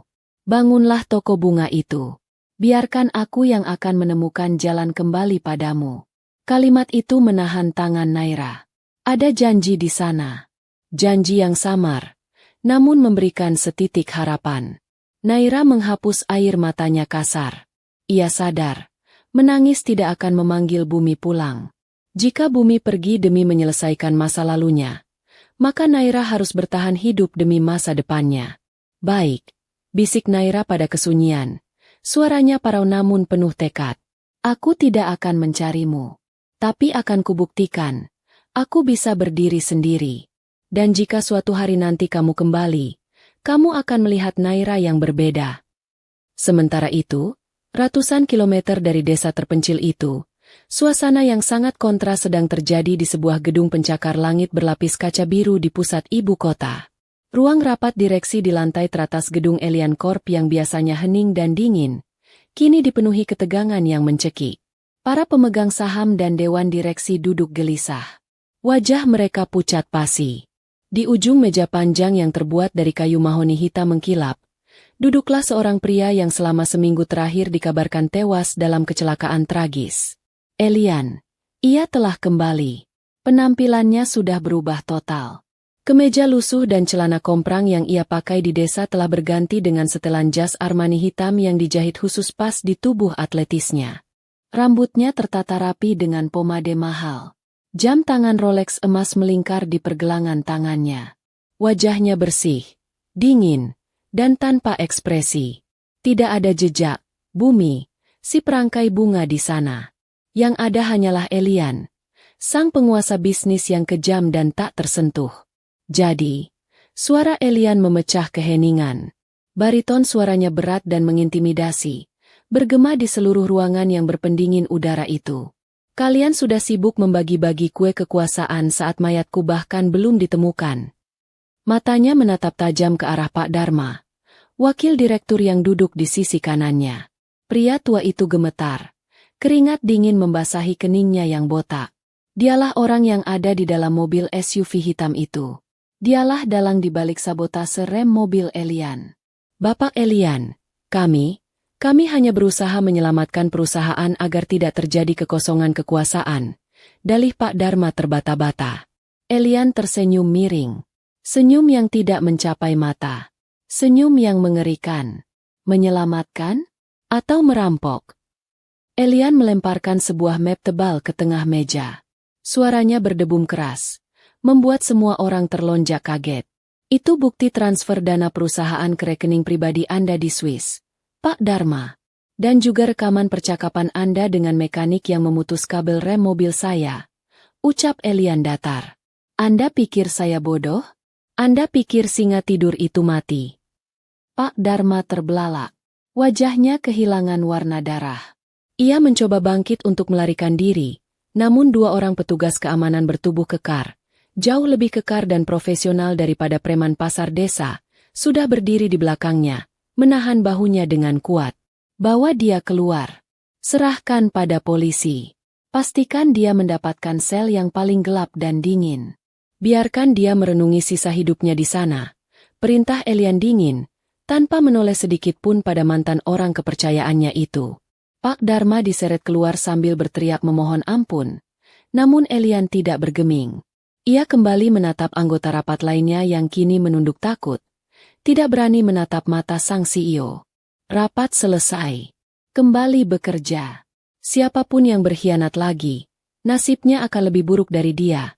Pungkas Elian sambil berdiri dan meninggalkan ruangan itu dengan langkah tegap. Elian berjalan menyusuri koridor kantornya yang megah. Para karyawan membungkuk hormat padanya, berbisik-bisik kagum sekaligus takut. Ia telah mendapatkan kembali segalanya. Tahtanya, hartanya, kekuasaannya. Ia menang, musuhnya hancur, perusahaannya aman. Elian masuk ke dalam ruang kerjanya yang luas, yang memiliki dinding kaca raksasa menghadap pemandangan kota metropolitan. Ia duduk di kursi kulitnya yang empuk seharga ratusan juta. Di mejanya, terhidang makan siang yang disiapkan oleh asisten pribadinya. Steak daging impor kualitas terbaik dan segelas anggur merah vintage. Elian memotong daging itu, memasukkannya ke mulut. Daging itu lumer di lidah. Rasanya sempurna. Namun saat ia mengunyahnya, Elian merasakan kekosongan yang luar biasa.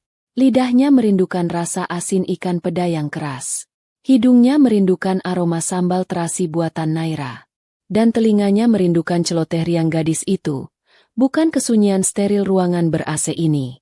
Ia meletakkan garpu dan pisau peraknya dengan kasar. Nafsu makannya hilang. Ia bangkit dan berjalan mendekati dinding kaca. Menatap gedung-gedung tinggi yang menjulang angkuh di luar sana. Jutaan lampu kota mulai menyala seiring senja yang turun. Namun tidak ada satupun cahaya yang sehangat lampu teplok di gubuk Naira. Apa gunanya aku memiliki dunia, jika duniaku yang sebenarnya tertinggal di gubuk reot itu?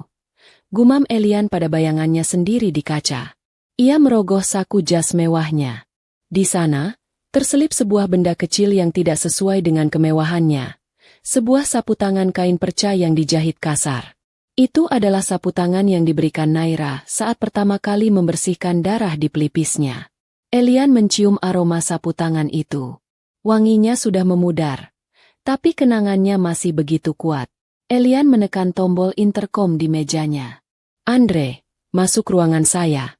Perintahnya pada asisten pribadinya. Seorang pria muda berpakaian rapi masuk dengan sigap. "Ya, Pak Elian. Saya ingin kamu mengirim tim ke desa Sukamaju. Cari rumah seorang gadis bernama Naira, penjual bunga," ucap Elian tegas. Andre mencatat dengan cepat. "Baik, Pak. Apakah Bapak ingin kami membawanya ke sini?" "Tidak," sergah Elian cepat. Ia menarik napas, menenangkan diri. "Jangan ganggu dia. Jangan biarkan dia tahu kalau saya yang mengirim kalian. Saya hanya ingin kalian memastikan keamanannya. Pastikan atap rumahnya diperbaiki. Buat seolah-olah ada program bantuan desa atau apalah. Cari cara yang halus. Pastikan tidak ada preman yang mengganggunya di pasar. Lindungi dia dari jauh. Mengerti?" Andre tampak sedikit bingung dengan perintah yang tidak biasa itu. Namun ia mengangguk patuh. "Mengerti, Pak. Laksanakan." "Dan satu lagi, Andre," tambah Elian, suaranya melembut. "Carikan bibit bunga mawar terbaik dari Belanda. Kirimkan padanya seolah-olah itu hadiah undian atau bonus pembelian pupuk. Dia suka sekali bunga mawar." "Baik, Pak." Setelah asistennya keluar, Elian kembali menatap langit senja. Ia teringat sebuah kalimat bijak yang pernah ia baca di buku tua milik ayah Naira. Terkadang jarak diciptakan bukan untuk memisahkan, tapi untuk menguji seberapa kuat doa menyatukan dua hati yang berjauhan. Ia tahu ia belum bisa kembali sekarang. Masih banyak hal yang harus ia bersihkan di perusahaannya. Masih banyak musuh dalam selimut yang harus ia singkirkan agar tidak ada lagi yang bisa melukai Naira jika kelak gadis itu bersamanya. Elian memilih menahan rindu yang menyiksa ini demi masa depan yang aman. Sementara itu, di desa, Naira mulai bangkit. Ia tidak membakar uang itu. Ia menggunakannya dengan bijak, sesuai amanat bumi. Ia memanggil tukang untuk memperbaiki atap gubuknya agar tidak bocor lagi. Ia membeli etalase kaca sederhana untuk menaruh bunganya di pasar agar tidak terkena debu. Namun, ia tidak mengubah kesederhanaan hidupnya. Ia tetap memakai baju lusuhnya, tetap makan seadanya. Sisa uang yang masih sangat banyak itu ia tabung di bank kecamatan atas nama tabungan masa depan bumi Naira. Setiap malam, sebelum tidur, Naira akan duduk di teras gubuk yang kini sudah beratap seng kokoh. Ia menatap bulan yang sama yang mungkin juga sedang ditatap oleh bumi di suatu tempat di sana. Ia mengangkat tangannya, melangitkan doa yang sama. "Ya Allah, jaga dia dimanapun dia berada. Jika dia lupa jalan pulang, tuntun hatinya kembali ke sini. Aku akan menunggu. Sampai kapanpun." Waktu berlalu. Musim berganti. Elian tenggelam dalam kesibukan membangun kembali kerajaannya menjadi benteng yang tak tertembus. Namun setiap detak jarum jam di dinding kantornya adalah hitungan mundur menuju hari kepulangannya. Ia sedang menyiapkan segalanya. Bukan lamaran mewah. Bukan pesta pernikahan akbar. Ia menyiapkan dirinya sendiri untuk menjadi pria yang pantas bersanding dengan ketulusan Naira. Dan ketika semua urusannya selesai, ketika musuh terakhirnya telah tumbang, Elian berdiri di depan kalender di ruang kerjanya. Ia melingkari satu tanggal dengan spidol merah. Tanggal di mana ia akan melepaskan jas mahalnya dan kembali menjadi bumi untuk menjemput mataharinya. Tunggu aku, Naira. Sebentar lagi, bisik Elian penuh kerinduan. 3 bulan berlalu seperti hembusan angin yang lambat namun pasti. Bagi Naira, setiap hari adalah perpaduan antara harapan dan penantian. Kios bunganya kini sudah jauh lebih baik. Berkat hadiah undian, bibit bunga impor dan program bantuan desa yang memperbaiki rumahnya, yang Naira yakini sebagai keajaiban doa, hidupnya menjadi lebih layak. Namun, ada satu lubang besar di hatinya yang tak bisa ditambal oleh semen atau uang sebanyak apapun. Kehilangan sosok bumi masih menyisakan nyeri yang tumpul. Setiap kali ia melihat bunga mawar mekar, ingatannya melayang pada momen mereka merangkai bunga bersama. Sore itu, mendung menggantung rendah, persis seperti hari pertama bumi datang ke gubuknya. Naira sedang merapikan pot-pot bunga krisan di halaman depan ketika sebuah deru mesin halus terdengar mendekat. Bukan suara motor tua Pak RT, bukan pula suara truk pengangkut pasir. Itu suara mesin mobil yang terdengar mahal dan berkelas. Sebuah sedan hitam mengkilap berhenti tepat di depan pagar kayu gubuk Naira. Pintu mobil itu terbuka. Seorang sopir berseragam turun dan membukakan pintu penumpang belakang dengan takzim. Jantung Naira berdegup kencang, seakan tahu siapa yang akan keluar dari sana. Namun, ia menahan napasnya, takut kecewa lagi. Sepasang sepatu kulit coklat yang tampak mahal menjejak tanah. Lalu, sosok itu keluar. Elian. Namun, ia bukan Elian dengan jas Armani dan dasi sutra yang kaku. Ia mengenakan kemeja putih polos yang lengan panjangnya digulung hingga siku, celana chino krem yang santai, dan tidak ada jam tangan emas. Penampilannya bersih, rapi, namun terasa dekat. Terasa seperti bumi yang sudah naik kelas. Naira mematung di tempatnya. Gunting tanaman terlepas dari tangannya dan jatuh ke tanah. Elian berdiri di sana, menatap Naira dengan tatapan yang selama ini ia tahan dalam tidurnya. Kerinduan, cinta, dan rasa bersalah bercampur menjadi satu sorot mata yang dalam. Ia tidak membawa buket bunga raksasa. Ia tidak membawa cincin berlian. Ia hanya membawa dirinya sendiri. Perlahan, Elian melangkah masuk ke halaman. Setiap langkahnya terdengar tegas namun hati-hati. "Assalamualaikum, Naira," sapa Elian. Suaranya lembut, sama seperti suara bumi yang dulu selalu menyapanya di pagi hari. Naira tidak menjawab. Bibirnya bergetar.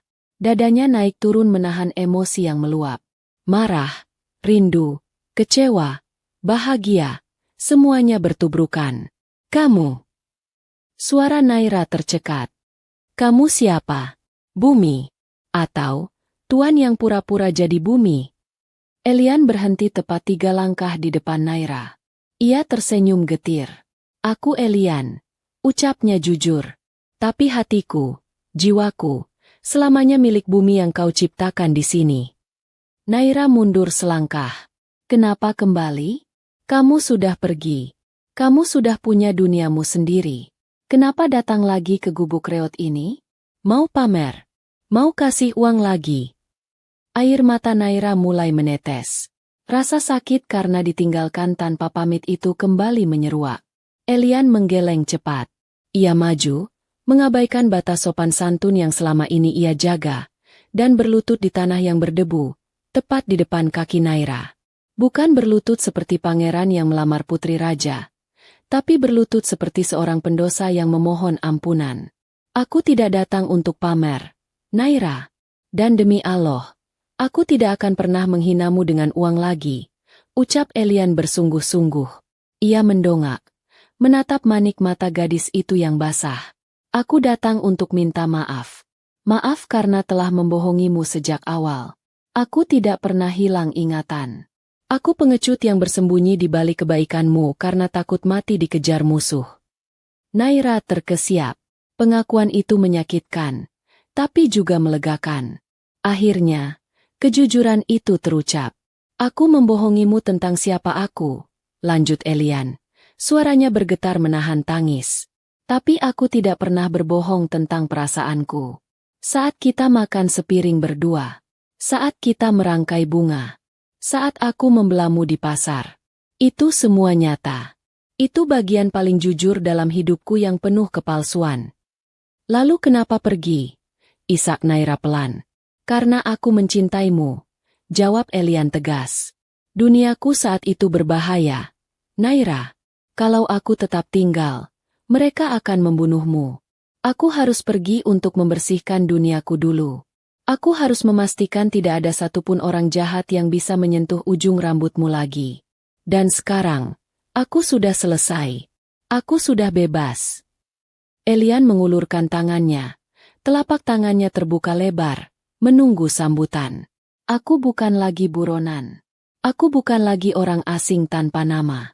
Aku Elian, seorang pria biasa yang ingin belajar hidup sederhana bersamamu.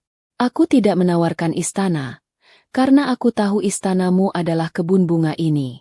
Aku tidak menawarkan kemewahan yang kosong. Aku menawarkan diriku untuk menemanimu mewujudkan mimpi-mimpimu. Mulai dari nol. Mulai dari kejujuran. Naira menatap tangan itu. Tangan yang dulu kasar karena membelah kayu bakar. Kini halus namun menawarkan kekuatan yang berbeda. Ia melihat ke dalam mata Elian. Ia melihat ketulusan yang sama seperti saat Elian mendorong piring nasi ke arahnya. Ia melihat penyesalan yang mendalam. Naira sadar, memaafkan memang sulit, tapi hidup tanpa cinta yang tulus jauh lebih menyiksakan. Dan di hadapannya, cinta itu sedang bersimpuh, merendahkan egonya serendah tanah demi mendapatkan kembali hatinya. Perlahan, Naira ikut berlutut di hadapan Elian, mensejajarkan tingginya. Ia tidak menyambut uluran tangan Elian, melainkan memukul pelan dada bidang pria itu dengan kepalan tangannya yang kecil. Jahat. Isaknya lagi. Kali ini nadanya lebih lunak. Kamu bikin aku nangis tiap malam. Kamu bikin aku nunggu kayak orang bodoh. Elian menerima pukulan itu dengan pasrah. Aku tahu. Pukullah semaumu. Aku pantas mendapatkannya. Jangan pergi lagi. Bisik Naira akhirnya. Suaranya melemah. Ia mencondongkan tubuhnya. Dan untuk pertama kalinya, ia membiarkan keningnya bersandar di bahu Elian. Elian mematung sejenak. Tak percaya. Lalu, dengan kelegaan luar biasa yang membanjiri dadanya, ia merengkuh tubuh mungil Naira ke dalam pelukannya. Erat, hangat, sempurna. Seperti kepingan puzzle yang akhirnya menemukan rumahnya. Aku tidak akan kemana-mana. Naira, tidak akan pernah lagi. Bisik Elian di telinga gadis itu. Ia menghirup aroma rambut Naira yang masih sama, wangi matahari dan bunga segar. Rumahku di sini. Di sampingmu. Hujan mulai turun perlahan. Rintik-rintik lembut yang membasahi mereka berdua.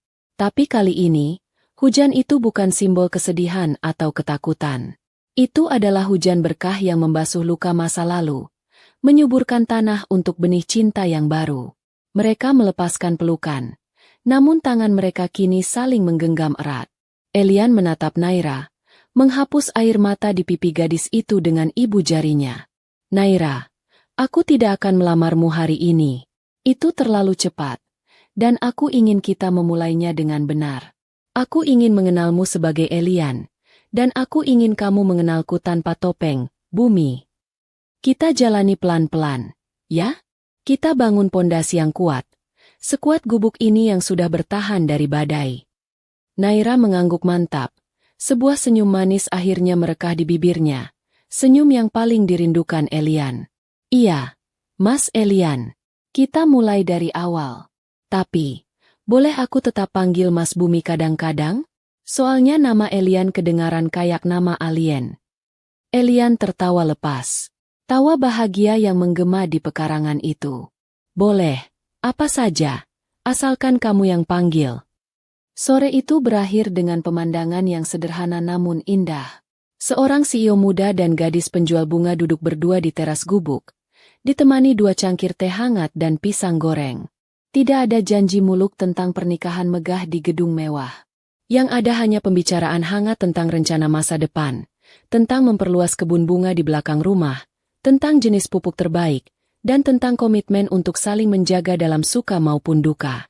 Di langit, awan mendung perlahan sirna, berganti dengan semburat pelangi yang muncul malu-malu. Seperti itulah kisah cinta mereka, bermula dari badai dan kebohongan, namun berakhir dengan keindahan yang nyata dan penuh warna. Elian menemukan kekayaan terbesarnya bukan di brankas bank, tapi di hati seorang gadis miskin yang mengajarinya cara menjadi manusia seutuhnya.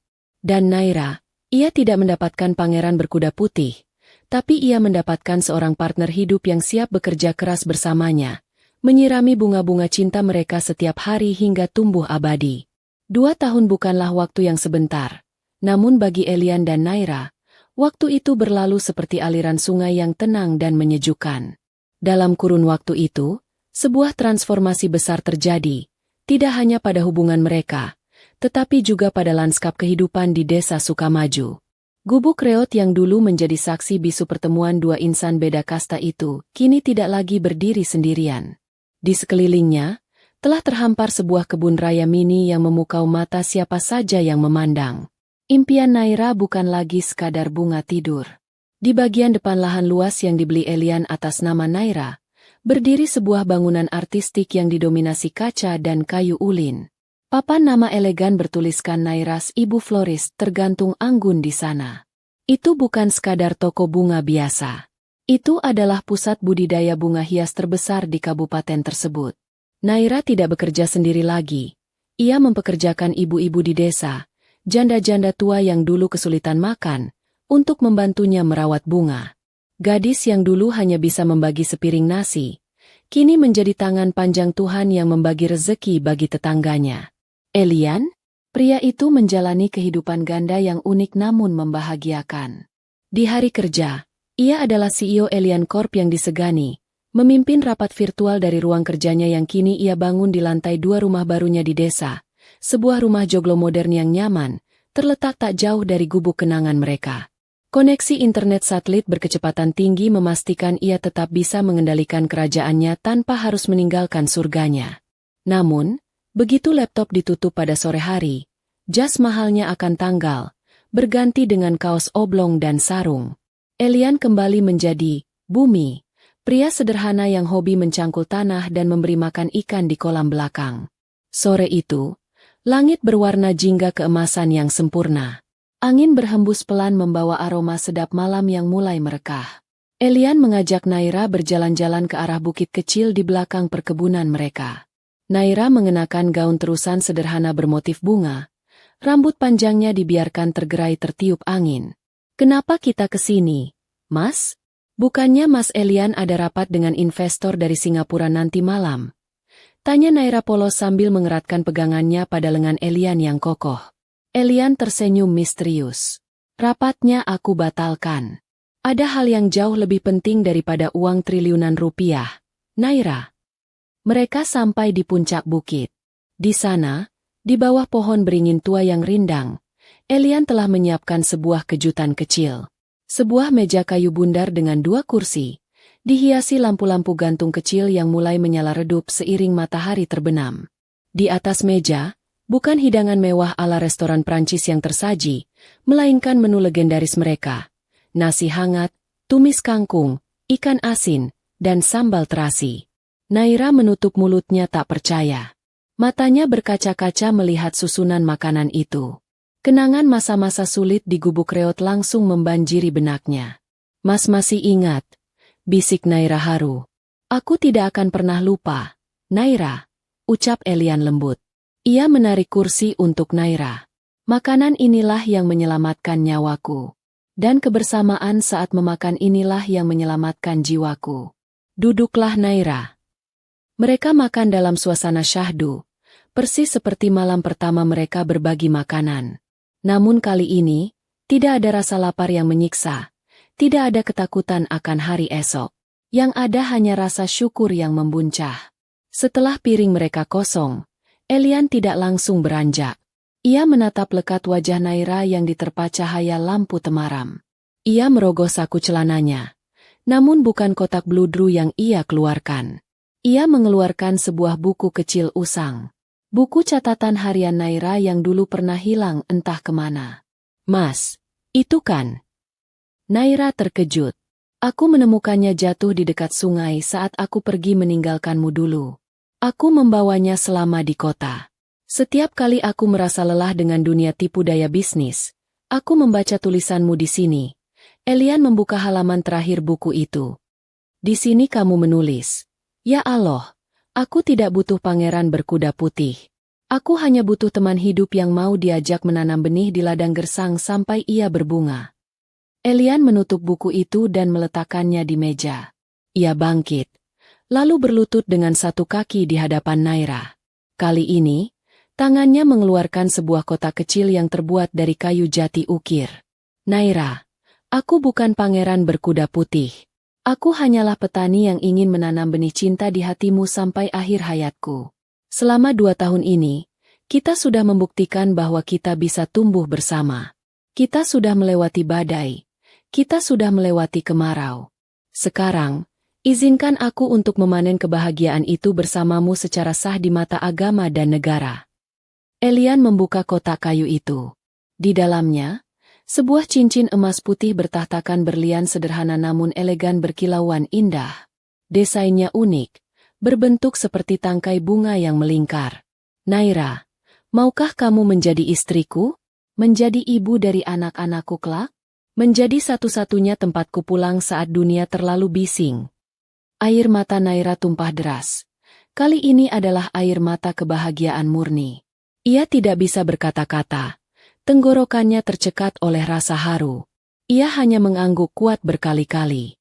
"Iya, Mas, iya. Aku mau." Jawabnya dengan suara serak.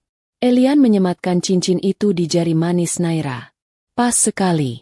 Ia mencium punggung tangan calon istrinya itu dengan takzim. Langit senja menjadi saksi bisu, bahwa cinta sejati tidak butuh kemewahan untuk menjadi agung. Ia hanya butuh kesungguhan dan waktu yang tepat. Sebulan kemudian, pernikahan itu digelar. Bukan di Hotel Bintang 5 di Jakarta, melainkan di pekarangan luas Nairas, Ibu Floris. Pesta itu menjadi buah bibir, bukan karena kemewahannya, tapi karena keunikannya. Tenda-tenda putih terpasang rapi di antara ribuan bunga yang sedang mekar. Tamu undangan adalah perpaduan yang kontras namun harmonis. Di satu meja, duduk para direktur perusahaan multinasional dengan setelan jas mahal. Di meja sebelahnya, duduk para petani desa dengan baju batik sederhana. Elian ingin menunjukkan pada dunia bahwa ia bangga dengan dua dunia yang kini menyatu dalam hidupnya. Saat prosesi akad nikah, suasana hening mencekam. Elian, yang biasanya lancar berpidato di hadapan ribuan pemegang saham, kini merasakan jantungnya berdegup kencang melebihi batas normal. Di hadapannya duduk penghulu dan wali hakim, sementara Naira duduk di sampingnya. Tampak begitu anggun dengan kebaya putih bersih dan riasan wajah minimalis yang memancarkan kecantikan alaminya. Prosesi ijab kabul berlangsung dengan lancar. Elian mengucapkannya dalam satu tarikan nafas. Alhamdulillah. Gema doa syukur membahana di seluruh penjuru desa. Saat Elian dan Naira bersanding di pelaminan, Elian membisikkan sesuatu di telinga istrinya. "Terima kasih sudah memilihku, bidadariku." Naira tersenyum malu, pipinya merona merah. "Terima kasih sudah kembali, Mas Bumiku." Hari-hari setelah pernikahan adalah lembaran baru yang penuh warna. Elian membuktikan janjinya. Ia tidak mengekang Naira di rumah. Justru, ia menjadi mentor bisnis terbaik bagi istrinya. Ia mengajarkan Naira tentang manajemen keuangan, tentang ekspor-impor, hingga digital marketing. Naira Ibu Florist berkembang pesat, bahkan mulai mengekspor bunga kering ke Eropa. Namun, pencapaian terbesar mereka bukanlah harta. Di tahun kedua pernikahan mereka, Allah memberikan kepercayaan yang luar biasa. Naira akhirnya hamil. Kabar itu disambut Elian dengan sujud syukur yang panjang. Pria yang dulunya dingin dan kaku itu berubah menjadi suami yang sangat protektif. Ia membatasi jam kerjanya. Ia belajar memasak bubur kacang hijau karena Naira sering mengidam. Ia bahkan rela memijat kaki Naira yang bengkak setiap malam sambil membacakan ayat-ayat suci Al-Quran untuk janin di dalam kandungan. "Mas, kalau anaknya laki-laki, Mas mau kasih nama siapa?" tanya Naira suatu malam, saat mereka duduk di beranda rumah joglo mereka, menikmati angin malam. Perut Naira sudah membesar, menunggu hari kelahiran. Elian mengelus perut istrinya dengan lembut. Aku ingin nama yang kuat tapi membumi. Seperti kisah kita. Bagaimana kalau, Arka? Usul Naira. Artinya matahari. Arka. Gumam Elian. Bagus. Arka bumi Elian.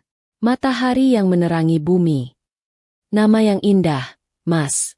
Naira tersenyum setuju. Dan tibalah hari yang dinanti. Malam itu hujan turun deras. Seolah alam sedang mengulang memori pertemuan pertama mereka. Namun kali ini, Elian tidak sendirian dan kesakitan. Ia sedang menggenggam erat tangan Naira di ruang persalinan sebuah rumah sakit terbaik di kota, memberikan kekuatan pada wanita yang sedang berjuang antara hidup dan mati demi melahirkan buah cinta mereka. Tarik napas, sayang, terus, kamu kuat, kamu hebat. Bisik Elian di telinga Naira. Keringat dingin membasahi pelipisnya sendiri. Ia tidak tega melihat istrinya kesakitan. Namun ia harus kuat. Suara tangisan bayi yang lantang memecah ketegangan ruangan itu. Alhamdulillah. Bayinya laki-laki. Pak, Bu. Sehat dan tampan sekali. Seru dokter kandungan. Elian menangis. Pria yang tidak pernah menangis saat kehilangan tender triliunan. Kini menangis terseduh-seduh saat melihat makhluk mungil kemerahan itu diletakkan di dada Naira. Ia merasakan sebuah perasaan cinta yang baru. Cinta yang murni dan tanpa syarat. Ia mengazani putranya dengan suara bergetar. Membisikkan kalimat tauhid sebagai bekal pertama Arka mengenal dunia. Waktu bergulir cepat. Arka tumbuh menjadi anak yang cerdas dan aktif. Ia mewarisi mata tajam Elian dan senyum manis Naira. Kehadiran Arka melengkapi kebahagiaan di rumah joglo itu. Suatu sore, 5 tahun kemudian, Elian duduk di teras gubuk tua, gubuk asli yang sengaja tidak mereka bongkar, yang kini dirawat sebagai tempat istirahat di tengah kebun. Ia melihat Arka berlari-lari mengejar kupu-kupu di antara deretan bunga mawar. Naira datang membawa nampan berisi teh hangat dan pisang goreng, duduk di samping Elian. Rambut Elian kini mulai dihiasi beberapa helai uban, namun wajahnya terlihat jauh lebih muda dan bahagia dibandingkan saat ia masih muda namun hidup dalam tekanan. Ia merangkul bahu Naira, menyandarkan kepala istrinya di dadanya. Naira, panggil Elian pelan. Iya Mas. Lihat Arka. Tunjuk Elian pada putra mereka yang tertawa lepas karena berhasil menangkap capung namun melepaskannya lagi. Dia tumbuh dengan tanah di kakinya dan matahari di wajahnya. Dia tidak tumbuh di dalam gedung beton sepertiku dulu. Dia bebas. Itu semua karena kerja keras ayahnya. Puji Naira tulus. Elian menggeleng. Bukan. Itu karena ibunya mengajarkan bahwa kekayaan yang sesungguhnya bukan apa yang ada di saku, tapi apa yang ada di hati. Elian menatap hamparan kebun bunga yang luas, lalu menatap gubuk tua di belakang mereka. Dan terakhir menatap mata istrinya. Ia merenungkan perjalanan hidupnya yang luar biasa. Dari seorang CEO arogan yang nyaris mati, menjadi bumi yang hilang ingatan, hingga kini menjadi seorang ayah dan suami yang utuh. Dulu, aku berpikir kesuksesan itu adalah saat orang-orang takut padaku, ucap Elian menerawang. Tapi ternyata aku salah besar. Kesuksesan terbesar adalah saat aku bisa pulang ke rumah ini, melihat senyummu, mendengar tawa Arka, dan merasakan ketenangan yang tidak bisa dibeli dengan uang sebanyak apapun. Allah Maha Baik. Nai. Dia mematahkan kakiku dan menghancurkan mobilku dulu, hanya untuk menuntunku ke jalan setapak menuju gubukmu. Naira tersenyum. Matanya berbinar indah. Dan Allah membiarkan atap gubukku bocor, agar aku bisa melihat langit dan berdoa meminta seseorang yang akan melindungiku. Doa kita bertemu di langit, Mas. Elian mengecup kening Naira lama. Penuh rasa syukur, penuh cinta. Di kejauhan, matahari mulai terbenam, menyisakan semburat ungu dan oranye yang memukau. Arka berlari menghampiri orang tuanya, melompat ke pangkuan Elian dengan manja. Ayah, Ibu, lihat, Arka dapat bunga bagus buat Ibu. Seru bocah itu sambil menyodorkan setangkai bunga liar kecil. Elian dan Naira tertawa bahagia. Mereka berpelukan bertiga di bawah naungan gubuk tua yang penuh sejarah itu. Sebuah keluarga kecil yang dibangun di atas pondasi kejujuran, disemen dengan pengorbanan, dan beratapkan cinta yang tulus karena Allah. Kisah tentang bos kaya yang pura-pura hilang ingatan dan gadis miskin penjual bunga itu kini telah menjadi legenda manis di desa itu. Sebuah bukti nyata bahwa cinta tidak pernah memandang kasta. Cinta hanya butuh hati yang mau menerima, dan keberanian untuk memulai kembali dari nol. Dan bagi Elian, Naira adalah satu-satunya harta karun yang akan ia jaga sampai napas terakhirnya berhembus.